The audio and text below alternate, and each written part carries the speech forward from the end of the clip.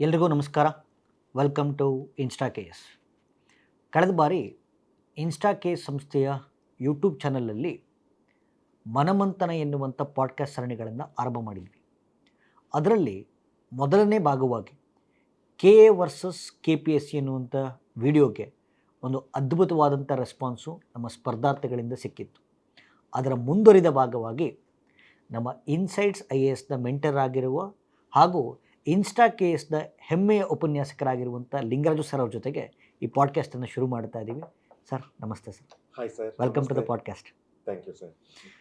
ಈ ಪಾಡ್ಕಾಸ್ಟ್ನ ಉದ್ದೇಶ, ಎಲ್ರಿಗೂ ಗೊತ್ತಿರೋ ಹಾಗೆ KA 708 ಪೋಸ್ಟ್ ಎಕ್ಸಾಮ್ನ ಡೇಟ್ಸ್ಗಳು ಅನೌನ್ಸ್ ಆಗಿದೆ. ಈ ಪರೀಕ್ಷೆಗೆ ಕೊನೆಯ ತಯಾರಿ ಹೇಗಿರಬೇಕು, ಏನು ಓದಬೇಕು, ಏನು ಓದಬಾರ್ದು, ಹೇಗೆ ಓದಬೇಕು, ಹೇಗೆ ಓದಬಾರ್ದು, ಇಷ್ಟು ವಿಚಾರಗಳ ಕುರಿತಂತೆ ಅತ್ಯಂತ ವಿಶ್ಲೇಷಣಾತ್ಮಕವಾಗಿ ತಮ್ಮ ಮಾಹಿತಿಯನ್ನು ಹಂಚಿಕೊಳ್ಳಿಕ್ಕೆ ಸರ್ ನಮ್ಮ ಜೊತೆಗಿದ್ದಾರೆ. ಮೊದಲನೇದಾಗಿ ನಾನು ಪ್ರಶ್ನೆಗಳಿಂದಲೇ ಶುರು ಮಾಡಿಬಿಡ್ತೀನಿ. ಸರ್, ನಾವು ಸಾಮಾನ್ಯವಾಗಿ ಕಾಂಪಿಟೇಟಿವ್ ಎಕ್ಸಾಮಿನೇಷನ್ ಫೀಲ್ಡಲ್ಲಿ ನಾವು ಎರಡು ಥರ ವಿದ್ಯಾರ್ಥಿಗಳನ್ನು ನೋಡ್ತೀವಿ. ನನ್ನ ಅನುಭವಕ್ಕೆ ಬಂದಿರೋದು, ಕೆಲವರು 90% ವಿದ್ಯಾರ್ಥಿಗಳು ಅವರು 10 ಎಕ್ಸಾಮ್ಸ್ ಬರೆದಿರ್ತಾರೆ, 10ರಲ್ಲೂ ಫೇಲ್ ಆಗಿರ್ತಾರೆ. ಇನ್ನು 10% ಜನ ಇರ್ತಾರೆ, ಅವರು ಒಬ್ಬೊಬ್ಬರು 10ರಲ್ಲಿ 6 7 ಪರೀಕ್ಷೆಗಳನ್ನು ಕ್ಲಿಯರ್ ಮಾಡಿರ್ತಕ್ಕಂಥ ಉದಾಹರಣೆಗಳನ್ನು ನಾವು ಹೆಚ್ಚಾಗಿ ಕಾಣ್ತಾ ಇದ್ದೀವಿ. ಅಂದರೆ 90% ಜನ ಒಂದೂ ಪಾಸ್ ಆಗಲ್ಲ, ಬಟ್ ಇನ್ನು 10% ಜನ 6ರಿಂದ 7 ಎಕ್ಸಾಮ್ಸ್ ಕ್ಲಿಯರ್ ಮಾಡ್ಕೊಂಡಿದ್ದಾರೆ. ಒಂದು ಪಟ್ಟಿನೇ ಓದ್ಬಿಡ್ತೀನಿ ಸರ್, ನಿಮ್ಮ ಸ್ಟೂಡೆಂಟ್ಸ್ಗಳದ್ದು ಒಂದು ಲಿಸ್ಟೇ ಸಿಕ್ಬಿಟ್ಟಿದೆ ನನಗೆ. ನಿಮ್ಮ ಮೆಂಟರ್ಶಿಪ್ನಲ್ಲಿ ಮಾರ್ಗದರ್ಶನವನ್ನು ಪಡೆದಿರ್ತಕ್ಕಂಥ ವಿದ್ಯಾರ್ಥಿಗಳು ಯಶವಂತ್ PM ಅಂತ. ಈ ವಿದ್ಯಾರ್ಥಿದು ನೋಡಿ, ವಿಲೇಜ್ ಅಕೌಂಟೆಂಟ್ ಕ್ಲಿಯರ್ ಆಗಿದೆ, ಜೂನಿಯರ್ ಅಸಿಸ್ಟೆಂಟ್ ಕ್ಲಿಯರ್ ಆಗಿದೆ, FDA ಕ್ಲಿಯರ್ ಆಗಿದೆ, MSIL FDA ಕ್ಲಿಯರ್ ಆಗಿದೆ, ಸೀನಿಯರ್ ಅಸಿಸ್ಟೆಂಟ್ ಕ್ಲಿಯರ್ ಆಗಿದೆ, PDO ಕ್ಲಿಯರ್ ಆಗಿದೆ, PDO 1:3 ಲಿಸ್ಟಲ್ಲಿ ಬಂದಿದೆ, GTTC ಇಂಟರ್ವ್ಯೂ ಆಗಿದೆ, KS ಮೀನ್ಸ್ ಬರೆದು ರಿಸಲ್ಟಿಗೆ ವೆಯ್ಟ್ ಮಾಡ್ತಾರೆ. ಇನ್ನೊಬ್ಬರು ಸ್ಫೂರ್ತಿ ಅಂತ ವಿಲೇಜ್ ಅಕೌಂಟೆಂಟ್ ಕ್ಲಿಯರ್ ಆಗಿದೆ, CTI ಕ್ಲಿಯರ್ ಆಗಿದೆ, PDO 1:3 ಮೆರಿಟ್ ಲಿಸ್ಟಲ್ಲಿ ಬಂದಿದೆ, STA 1:3 ಬಂದಿದೆ, ಮತ್ತು ಇವರು ಕೂಡ KS ಮೀನ್ಸ್ ಬರೆದು ರಿಸಲ್ಟಿಗೆ ವೆಯ್ಟ್ ಮಾಡ್ತಾ ಇದ್ದಾರೆ. ಪ್ರಿಯದರ್ಶಿನಿ GM PC ಕ್ಲಿಯರ್ ಆಗಿದೆ, VAO ಕ್ಲಿಯರ್ ಆಗಿದೆ, PSI ಕ್ಲಿಯರ್ ಆಗಿ 402 ಪೋಸ್ಟಲ್ಲಿ ಟ್ರೈನಿಂಗಲ್ಲಿದ್ದಾರೆ ಇವರು. KS ಮೇನ್ಸ್ ಕೂಡ ಬರೆದು ಎಕ್ಸಾಮ್ಸಿಗೆ ರಿಸಲ್ಟ್ ವೆಯ್ಟ್ ಮಾಡ್ತಾ ಇದ್ದಾರೆ. ಇದೇ ರೀತಿ ಪಟ್ಟಿಗಳನ್ನು ಓದ್ತಾ ಹೋದರೆ ಪಟ್ಟಿ ಭಾಳ ದೊಡ್ಡದಾಗುತ್ತೆ. ಇನ್ಫ್ಯಾಕ್ಟ್ ಇವತ್ತು ಗೊತ್ತಿರೋದೇನು ಅಂದರೆ, ರಾಜ್ಯಾದ್ಯಂತ ಎಲ್ಲ ಇಲಾಖೆಗಳಲ್ಲಿ, ಎಲ್ಲ ವಿಭಾಗಗಳಲ್ಲಿ ಇನ್ಸೈಟ್ಸ್ IAS ವಿದ್ಯಾರ್ಥಿಗಳು ರಾರಾಜಿಸ್ತಾ ಇದ್ದಾರೆ. ಮತ್ತು ಇನ್ನೂ ನಿಮ್ಮದು ಹೆಚ್ಚು ಕಮ್ಮಿ ರಿಸಲ್ಟ್ ಶೀಟ್ ಓದ್ತಾ ಹೋದರೆ, UPSCದು ರಿಸಲ್ಟ್ ಶೀಟ್ ಓದ್ತಾ ಹೋದರೆ IRS IT ಅಲ್ಲಿವರೆಗೂ ಕೂಡ ಸ್ಟೂಡೆಂಟ್ಸ್ಗಳು ಪಾಸಾಗಿದ್ದಾರೆ. ಹಾಗಾದರೆ ನಮ್ಮ ಹೆಮ್ಮೆಯ ವಿದ್ಯಾರ್ಥಿಗಳು, ಇನ್ಸೈಟ್ಸ್ IAS ವಿದ್ಯಾರ್ಥಿಗಳು ನಿಮ್ಮ ಮೆಂಟರ್ಶಿಪ್ನಲ್ಲಿ ಇಷ್ಟು ಎಕ್ಸಾಮ್ಸ್ಗಳನ್ನು ಕ್ಲಿಯರ್ ಮಾಡಿದ್ದು ಹೇಗೆ? ನಿಮ್ಮದು ಏನು ವಿಶ್ಲೇಷಣೆ ಸರ್ ಇದಕ್ಕೆ? ಸರ್, ಇನ್ನೊಂದು ಪ್ರಶ್ನೆ ಸರ್, ನಾನು ಈ ಎರಡೂ ವಿದ್ಯಾರ್ಥಿಗಳನ್ನು ಅನಲೈಸ್ ಮಾಡಿದಾಗ, ಈ 90% ಕೆಟಗರಿಲಿ ಬರುವಂಥ ವಿದ್ಯಾರ್ಥಿಗಳು ಇವರು ಅದೇ ಬುಕ್ಸ್ ಓದ್ತಾರೆ. ಈ 10%ಅಲ್ಲಿ ಅಂದರೆ ಒಬ್ಬೊಬ್ಬರು 6 7 ಎಕ್ಸಾಮ್ಸ್ ಪಾಸ್ ಆಗಿರ್ತಕ್ಕಂಥ ಕೆಟಗರಿ ವಿದ್ಯಾರ್ಥಿಗಳು ಇವರು ಅದೇ ಬುಕ್ಸ್ ಓದ್ತಾರೆ. ಇವರು ನಮ್ಮಲ್ಲೇ ಕೋಚಿಂಗ್ ತಗೊಂಡಿರ್ತಾರೆ, ಅವರು ನಮ್ಮಲ್ಲೇ ಕೋಚಿಂಗ್ ತಗೊಂಡಿರ್ತಾರೆ. ಇವ್ರಿಗೂ ನಾವೇ ಪಾಠ ಮಾಡಿರ್ತೀವಿ, ಅವ್ರಿಗೂ ನಾವೇ ಪಾಠ ಮಾಡಿರ್ತೀವಿ. ಆದರೆ ಈ 10% ಜನ 6 7 ಎಕ್ಸಾಮ್ಸ್ನ ಕ್ಲಿಯರ್ ಮಾಡ್ತಿರೋದು ಹೇಗೆ? ಅಂದರೆ ಈ ವಿದ್ಯಾರ್ಥಿಗಳ ಕೊನೆಯ ತಯಾರಿ ಹೇಗಿರುತ್ತೆ? ಅದೇ ನಂದು ಇವತ್ತಿನ ಪ್ರಶ್ನೆ ಸರ್. ಇದಕ್ಕೆ ಸಂಬಂಧಿಸಿದಂತೆ ನಾವು ಮೂಲವನ್ನು COVID-19 ನೋಡ್ಬೋದು. ಆ್ಯಕ್ಚುಲಿ COVID-19 ಆದಮೇಲೆ ಏನಾಯಿತು ಅಂತಂದರೆ, ಕರ್ನಾಟಕ ಸ್ಪರ್ಧಾತ್ಮಕ ಪರೀಕ್ಷಾ ಒಂದು ಪ್ರಪಂಚದಲ್ಲಿ ಒಂದು ಪಲ್ಲಟ ಉಂಟಾಯಿತು. ಆ ಪಲ್ಲಟವನ್ನು ನಾನು 3 ರೀತಿಯಲ್ಲಿ ವಿಶ್ಲೇಷಣೆ ಮಾಡೋಕ್ಕೆ ಇಷ್ಟಪಡ್ತೀನಿ. ಮೊದಲನೇದಾಗಿ ಏನಾಯಿತು ಅಂತಂದರೆ, ಆಫ್ಟರ್ COVID-19 ಅಂದರೆ 2021 ನಂತರ ಲೈಫ್ ಒಂದು ರೀತಿ ಅನ್ಸರ್ಟೈನ್ ಆಯಿತು. ಆಫ್ಟರ್ COVID-19 ಏನಾಯಿತು ಅಂತಂದರೆ, ಬಿಫೋರ್ COVID-19 ಏನಾಗ್ತಿತ್ತು, IASಗೆ ಯಾರು ಸೀರಿಯಸ್ ಆಗಿ ಆಸ್ಪಿರೆಂಟ್ಸ್ ಪ್ರಿಪೇರ್ ಆಗ್ತಾ ಇದ್ರು, ಜನರಲ್ ಆಗಿ ಅವರು ಸ್ಟೇಟ್ ಎಕ್ಸಾಮ್ಸ್ ಕಡೆಗೆ ಜಾಸ್ತಿ ಗಮನ ಕೊಡ್ತಾ ಇದ್ದಿಲ್ಲ. KS ಕಾಲ್ ಮಾಡಿದಾಗ ಮಾತ್ರ ಸೀರಿಯಸ್ ಆಗಿ KS ಅನ್ನು ಬರೀತಿದ್ರು, ಅದನ್ನು ಬಿಟ್ಟರೆ ಮತ್ತೆ UPSC ಪ್ರಿಪ್ರೇಷನ್ ಸೀರಿಯಸ್ ಆಗಿ ಕಂಟಿನ್ಯೂ ಮಾಡ್ತಾ ಇದ್ರು. ಬಟ್ ಆಫ್ಟರ್ COVID-19 ಏನಾಯಿತು ಅಂತಂದರೆ, UPSC ಸೀರಿಯಸ್ ಆಗಿ ಯಾರ್ಯಾರು ಆಸ್ಪಿರೆಂಟ್ಸ್ ಓದ್ತಾ ಇದ್ರು, ಆಲ್ಮೋಸ್ಟ್ 90% ಆಫ್ ದ ಆಸ್ಪಿರೆಂಟ್ಸ್ ಯಾರ್ಯಾರು ಇದ್ದಾರೆ, ಅವರು ಸ್ಟೇಟ್ ಎಕ್ಸಾಮ್ಸ್ಗೂ ಸಹಿತ ಸೀರಿಯಸ್ ಆಗಿ ಪ್ರಿಪೇರ್ ಆಗಿ ಶುರು ಮಾಡಿದರು. ಒಂದು ಕಡೆ ನೀವೇನು ನೋಡ್ತೀರಾ ಅಂತಂದರೆ, UPSC ಇಂಟರ್ವ್ಯೂ ಕೊಟ್ಟಿರುವಂಥ ಅಭ್ಯರ್ಥಿ FDAನ ಸೀರಿಯಸ್ ಆಗಿ ಬರೆದಾಗ, UPSC ಮೇನ್ಸನ್ನು 3 ಸರಿ 4 ಸರಿ ಬರೆದ ವಿದ್ಯಾರ್ಥಿ ವಿಲೇಜ್ ಅಕೌಂಟೆಂಟ್ ನಾನು ಆಗಲೇಬೇಕು ಅಂತ ಸೀರಿಯಸ್ ಆಗಿ ಓದೋಕ್ಕೆ ಶುರು ಮಾಡಿದಾಗ, ಅಂದರೆ ಒಟ್ಟಾರೆಯಾಗಿ ನಾನಿಲ್ಲಿ 2 ಎಕ್ಸಾಂಪಲ್ನ ಹೇಳ್ತಾ ಇಲ್ಲ. ಒಂದು 90% ಆಫ್ ದ ಆಸ್ಪಿರೆಂಟ್ಸ್ ಒಂದು ಸ್ಟೇಟ್ ಗೌರ್ಮೆಂಟನ್ನು ಸೀರಿಯಸ್ ಆಗಿ ಪ್ರಿಪೇರ್ ಆಗಿ ಶುರುವಾದಾಗ ಆಬ್ವಿಯಸ್ಲಿ ಒಂದು ಕಾಂಪಿಟೇಷನ್ ಲೆವೆಲ್ ಜಾಸ್ತಿ ಆಗೇ ಆಗುತ್ತೆ. ಇದು ಮೊದಲನೇದು. ಇನ್ನು ಎರಡನೇದಾಗಿ ಪರೀಕ್ಷಾ ಪತ್ರಿಕೆಯಲ್ಲಿ ಆದ ಒಂದು ರಚನಾತ್ಮಕ ಬದಲಾವಣೆ. ಬಿಫೋರ್ ಕೋವಿಡ್ ಏನಾಗ್ತಾ ಇತ್ತು, ಪ್ರಶ್ನೆಗಳು ಸರಳವಾಗಿರ್ತಾ ಇದ್ದು, ಆಪ್ಷನ್ಗಳು ಸರಳವಾಗಿರ್ತಾ ಇದ್ದು. ಜನರಲ್ ಆಗಿ ಏನಿರ್ತಾ ಕ್ವಶನ್ ಯಾವ ರೀತಿ ಕೇಳ್ತಾ ಇದ್ರು, ಒಂದು ಪ್ರಶ್ನೆಯನ್ನು ಕೇಳ್ತಾ ಇದ್ರು, ಫ್ಯಾಕ್ಚುಯಲ್ ಅಪ್ರೋಚ್. ಒಂದು ಪ್ರಶ್ನೆಯನ್ನು ಕೇಳ್ತಾ ಇದ್ರು, 4 ಆಪ್ಷನ್ ಕೊಡ್ತಾ ಇದ್ರು. ಸೊ ಈ 4 ಆಪ್ಷನ್ ಯಾವುದು ಸರಿ ಅಂತ ಕೇಳ್ತಾ ಇದ್ರು. ಇಲ್ಲಾಂದ್ರೆ ಒಂದು ಪ್ರಶ್ನೆಯನ್ನು ಕೇಳ್ತಾ ಇದ್ರು, 4 ಆಪ್ಷನ್ನ ಕೊಡ್ತಾ ಇದ್ರು, ಈ ಆಪ್ಷನ್ಗಳಲ್ಲಿ ಯಾವುದು ತಪ್ಪು ಅಂತ ಕೇಳ್ತಾ ಇದ್ರು. ಇಲ್ಲ ಮ್ಯಾಕ್ಸಿಮಮ್ ಹೊಂದಿಸಿ ಬರೀರಿ ಕೇಳ್ತಾ ಇದ್ರು. ಆಫ್ಟರ್ ಕೋವಿಡ್ ಏನಾಯಿತು, KA ಮತ್ತು KPSC UPSCನ ಫಾಲೋ ಮಾಡೋದಕ್ಕೆ ಶುರು ಮಾಡಿದರು. ಸರ್ ನೀವು ಹೇಳೋದು ಕರೆಕ್ಟ್ ಬಿಡ್ರಿ. ಬಿಕಾಸ್ ನಾನು ರೀಸೆಂಟ್ ಎಕ್ಸಾಮ್ಸ್ ನೋಡಿದಾಗ ಸರ್ 2000 ಕೋವಿಡ್ಗಿಂತ ಮುಂಚೆ ಇದ್ದಿದ್ದು PSI ಪ್ರಶ್ನೆ ಪತ್ರಿಕೆಗಳೇ ಬೇರೆ. Factual what, why, when, where, how ಇಷ್ಟು ಗೊತ್ತಿದ್ರೆ ರಪ್ಪನ ಎಕ್ಸಾಮ್ ಪಾಸ್ ಮಾಡೋ. ಈ ಕಾನ್ಸೆಪ್ಚುಯಲ್ ಇದು ಸ್ಟೇಟ್ಮೆಂಟ್ ಟೈಪ್ ಕ್ವಶನ್ಸು, ಡೆಪ್ತು ಮತ್ತು static, current affairs, inter linkage, overall ಪ್ಯಾಟ್ರನ್ನೇ ಚೇಂಜ್ ಆಗಿಬಿಟ್ಟಿದೆ. CTA ಪರೀಕ್ಷಾ ತಂಡಗಳು ಅದೇ ಪ್ಯಾಟ್ರನ್ ಇದೆ. So PSI 545 post, 402 post, village accountant, PDO, almost ಎಲ್ಲ ಪರೀಕ್ಷೆಗಳಲ್ಲೂ ನೀವು ಹೇಳ್ದಂಗೆ ರಚನಾತ್ಮಕ ಬದಲಾವಣೆ ಬಂದಿದೆ. ಇಲ್ಲಿ ಸಮಸ್ಯೆ ಏನಾಗ್ತಿದೆ ಅಂತಂದರೆ, ಪ್ರಶ್ನೆ ಪತ್ರಿಕೆಯಲ್ಲಿ ಬದಲಾವಣೆ ಬಂದಿದೆ, ಆದರೆ ಅಭ್ಯರ್ಥಿಗಳ ಮನಸ್ಥಿತಿಯಲ್ಲಿ ಬದಲಾವಣೆ ಇನ್ನೂ ಬಂದಿಲ್ಲ. ಎಸ್ಪೆಷಲಿ ನಾನು ಮಾತಾಡ್ತಾ ಇರೋದು ಪ್ಯೂರ್ಲಿ ಸ್ಟೇಟ್ ಎಕ್ಸಾಮ್ಸ್ ಯಾರು ಪ್ರಿಪೇರ್ ಆಗ್ತಾರೋ ಅವ್ರ ಬಗ್ಗೆ. ಸೊ ಒಂದು ಕಡೆ ಮಾನಸಿಕವಾಗಿ ಬದಲಾವಣೆ ಆಗ್ದಲೇ ಸೊ ಅದೇ ಮೆಥಡಲ್ಲಿ ಓದ್ತಾ ಇರೋರು ಒಂದು ಕಡೆಗೆ, ಇನ್ನೊಂದು ಕಡೆ ಅಪ್ಡೇಟ್ ಆಗ್ತಂತ ಚೇಂಜಿಗೆ ತಕ್ಕಂತೆ, ಬದಲಾವಣೆಗೆ ತಕ್ಕಂತೆ ತಮ್ಮನ್ನು ಬದಲಾವಣೆ ಮಾಡ್ಕೊಳ್ತಾ ಸ್ಟಡಿ ಮಾಡ್ತಾ ಇರೋ ವರ್ಗ ಇನ್ನೊಂದು ಕಡೆಗೆ. ಆ ವರ್ಗ ಸಡನ್ನಾಗಿ ನೀವು ಸ್ಟೇಟ್ ಎಕ್ಸಾಮ್ಸ್ ಬಂದ್ರು ಅಂತ ಶಿಫ್ಟ್ ಆದ್ರು ಅಂತ ತಿಳ್ಕೊಳ್ಳಿ, ಆಬ್ವಿಯಸ್ಲಿ ರಿಸಲ್ಟ್ ಯಾರು ಚೆನ್ನಾಗಿ ಬರೋ ಸಾಧ್ಯತೆ ಇರುತ್ತೆ, ಯಾರು UPSC ಪ್ರಿಪೇರ್ ಆಗಿರ್ತಾರೋ ಅವ್ರದ್ದು ಬರುತ್ತೆ ಆಬ್ವಿಯಸ್ಲಿ. ಸೊ ಇದು ಎರಡನೇದು. ಇನ್ನು ಮೂರನೇದಾಗಿ ನೋಡೋದಾದರೆ, ಇತ್ತೀಚಿನ ದಿನಗಳಲ್ಲಿ ಸಾಮಾನ್ಯವಾಗಿ ಒಂದು ಮಾತನ್ನು ನಾವು ಕೇಳ್ತೀವಿ, ಏನು ಅಂತಂದರೆ KA ಮತ್ತು KPSC ಕ್ವಶನ್ ಪೇಪರ್ಗಳನ್ನ ಔಟ್ಸೋರ್ಸಿಂಗ್ ಮಾಡ್ತಾ ಇದೆ. ಔಟ್ಸೋರ್ಸಿಂಗ್ ಅಂತಂದರೆ ಬೇರೆ ರಾಜ್ಯಕ್ಕೆ ಕೊಟ್ಬಿಟ್ಟು ಮಾಡಿಸ್ತಾರೆ ಸರ್, ಕ್ವಶನ್ ಪೇಪರ್ನ ಮಾಡಿಸ್ತಾ ಇದ್ದಾರೆ ಅಂತ. ಇದು ಅಧಿಕೃತನೋ ಅನಧಿಕೃತ ಸುದ್ದಿನೋ ನನಗೆ ಗೊತ್ತಿಲ್ಲ. ಬಟ್ ಈಗಿನ ಪ್ರಸ್ತುತ ಪ್ರಶ್ನೆ ಪತ್ರಿಕೆಗಳನ್ನು ಗಮನಿಸಿದಾಗ ಇದು ಸರಿ ಅಂತ ಅನಿಸುತ್ತೆ. ಸರ್ ಇಲ್ಲಿ ಒಂದೇ ಒಂದು ಸಮಸ್ಯೆ ಇದೆ. ಫಾರ್ ಎಕ್ಸಾಂಪಲ್, ಇವಾಗ ಒಂದು ಕ್ವಶನ್ ಪೇಪರ್ ರೆಡಿ ಮಾಡಬೇಕು, ಅಲ್ಲಿ ಪೊಲಿಟಿಕಲ್ ಸೈನ್ಸ್ ಅಥವಾ ಪಾಲಿಟಿಗೆ ಸಂಬಂಧಪಟ್ಟ ಹಾಗೆ, ಸೊ ಪಾಲಿಟಿಗೆ ಸಂಬಂಧಪಟ್ಟ ಹಾಗೆ ಒಂದು 10 ಕ್ವಶನ್ಗಳನ್ನ ಪ್ರಿಪೇರ್ ಮಾಡ್ಬೇಕಂತ ತಿಳ್ಕೊಳ್ಳಿ. ಆ 10 ಕ್ವಶನ್ ಪ್ರಿಪೇರ್ ಮಾಡೋದಕ್ಕೆ JNU ಅಂದರೆ ಜವಾಹರ್ಲಾಲ್ ನೆಹರು ಯೂನಿವರ್ಸಿಟಿಯಲ್ಲಿರೋ ಒಬ್ಬರು ಪ್ರೊಫೆಸರಿಗೆ ಕೊಟ್ಟರು. ಈಗ ನನ್ನ ಪ್ರಶ್ನೆ ನಿಮಗೇನು ಅಂತಂತಂದರೆ, ಫಾರ್ ಎಕ್ಸಾಂಪಲ್ 10 ಕ್ವಶನ್ಗಳನ್ನ JNU ಪ್ರೊಫೆಸರ್ಗೆ ಸೆಟ್ ಮಾಡೋದಕ್ಕೆ ಕೊಟ್ಟಿದ್ದಾರೆ. ಆಬ್ವಿಯಸ್ಲಿ ಪ್ರೊಫೆಸರ್ ಯಾವುದರಿಂದ ಸೆಟ್ ಮಾಡ್ತಾರೆ ಕ್ವಶನ್ಗಳನ್ನ? ರೆಫರೆನ್ಸ್ ಬುಕ್ಗಳಿಂದ, ಟೆಕ್ಸ್ಟ್ ಬುಕ್ಗಳಿಂದ ಕ್ವಶನ್ ಪೇಪರ್ನ ಸೆಟ್ ಅಂದರೆ ಕ್ವಶನ್ಗಳನ್ನ ಸೆಟ್ ಮಾಡ್ತಾರೆ. ಸರ್ ಫಾರ್ ಎಕ್ಸಾಂಪಲ್, ಈಗ ಒಂದು ಕಡೆ ಕನ್ನಡ ಮಾಧ್ಯಮದ ವಿದ್ಯಾರ್ಥಿ ಇದ್ದಾರೆ, ಇನ್ನೊಂದು ಕಡೆ UPSCಗೆ ಓದಿರುವಂಥ ಇಂಗ್ಲೀಷ್ ಮಾಧ್ಯಮದ ವಿದ್ಯಾರ್ಥಿ ಇದ್ದಾರೆ. ಸೊ ಕನ್ನಡ ಮಾಧ್ಯಮದ ವಿದ್ಯಾರ್ಥಿ ಕನ್ನಡ ಮಾಧ್ಯಮದಲ್ಲಿ DSCRT ಬುಕ್ಗಳನ್ನ ಓದಿದ್ದಾರೆ. ಅದು ಬಿಟ್ಟರೆ ಪಾಲಿಟಿಗೆ ಒಂದು ಬೈಬಲ್ ಅಂತ ನಾವು ಕರಿತೀವಿ, PS ಗಂಗಾಧರ್ ಪುಸ್ತಕವನ್ನು ಓದಿದ್ದಾರೆ. ಭಾರತ ಸಂವಿಧಾನ ಮತ್ತು ರಾಜ್ಯಕ್ಕೆ PS ಗಂಗಾಧರ್. ಈ ಕಡೆ UPSCಗೆ ಓದಿರುವಂಥ ಅಥವಾ UPSCಗೆ ಪ್ರಿಪೇರ್ ಆಗ್ತಾ ಇರುವಂಥ ಒಬ್ಬ ಇಂಗ್ಲೀಷ್ ಮಾಧ್ಯಮ ವಿದ್ಯಾರ್ಥಿ NCERT ಪುಸ್ತಕಗಳನ್ನ ಓದಿದ್ದಾರೆ. ಅದಾದಮೇಲೆ ಲಕ್ಷ್ಮೀಕಾಂತ್ ಬುಕ್ಕನ್ನು ಓದಿದ್ದಾರೆ. ಈಗ ಫಾರ್ ಎಕ್ಸಾಂಪಲ್ ಆ ಪ್ರೊಫೆಸರ್ ಕ್ವಶನ್ಗಳನ್ನ ಸೆಟ್ ಮಾಡಬೇಕಾದ್ರೆ ಯಾವ ಸೋರ್ಸನ್ನು ಇಟ್ಕೋಬೋದು ಅವರು? ಲಕ್ಷ್ಮೀಕಾಂತ್. ಆಬ್ವಿಯಸ್ಲಿ ಅವ್ರು ಕನ್ನಡ ಸೋರ್ಸ್ಗಳಂತ ಇಟ್ಕೊಳ್ಳೋದಿಲ್ಲ. ಸೊ ಲಕ್ಷ್ಮೀಕಾಂತ್ ಇಟ್ಕೊಳ್ಬೋದು, ಜೊತೆಗೆ NCERTಗಳನ್ನ ಪುಸ್ತಕಗಳನ್ನ ಇಟ್ಕೊಳ್ಳೋ ಸಾಧ್ಯತೆ ಇದೆ.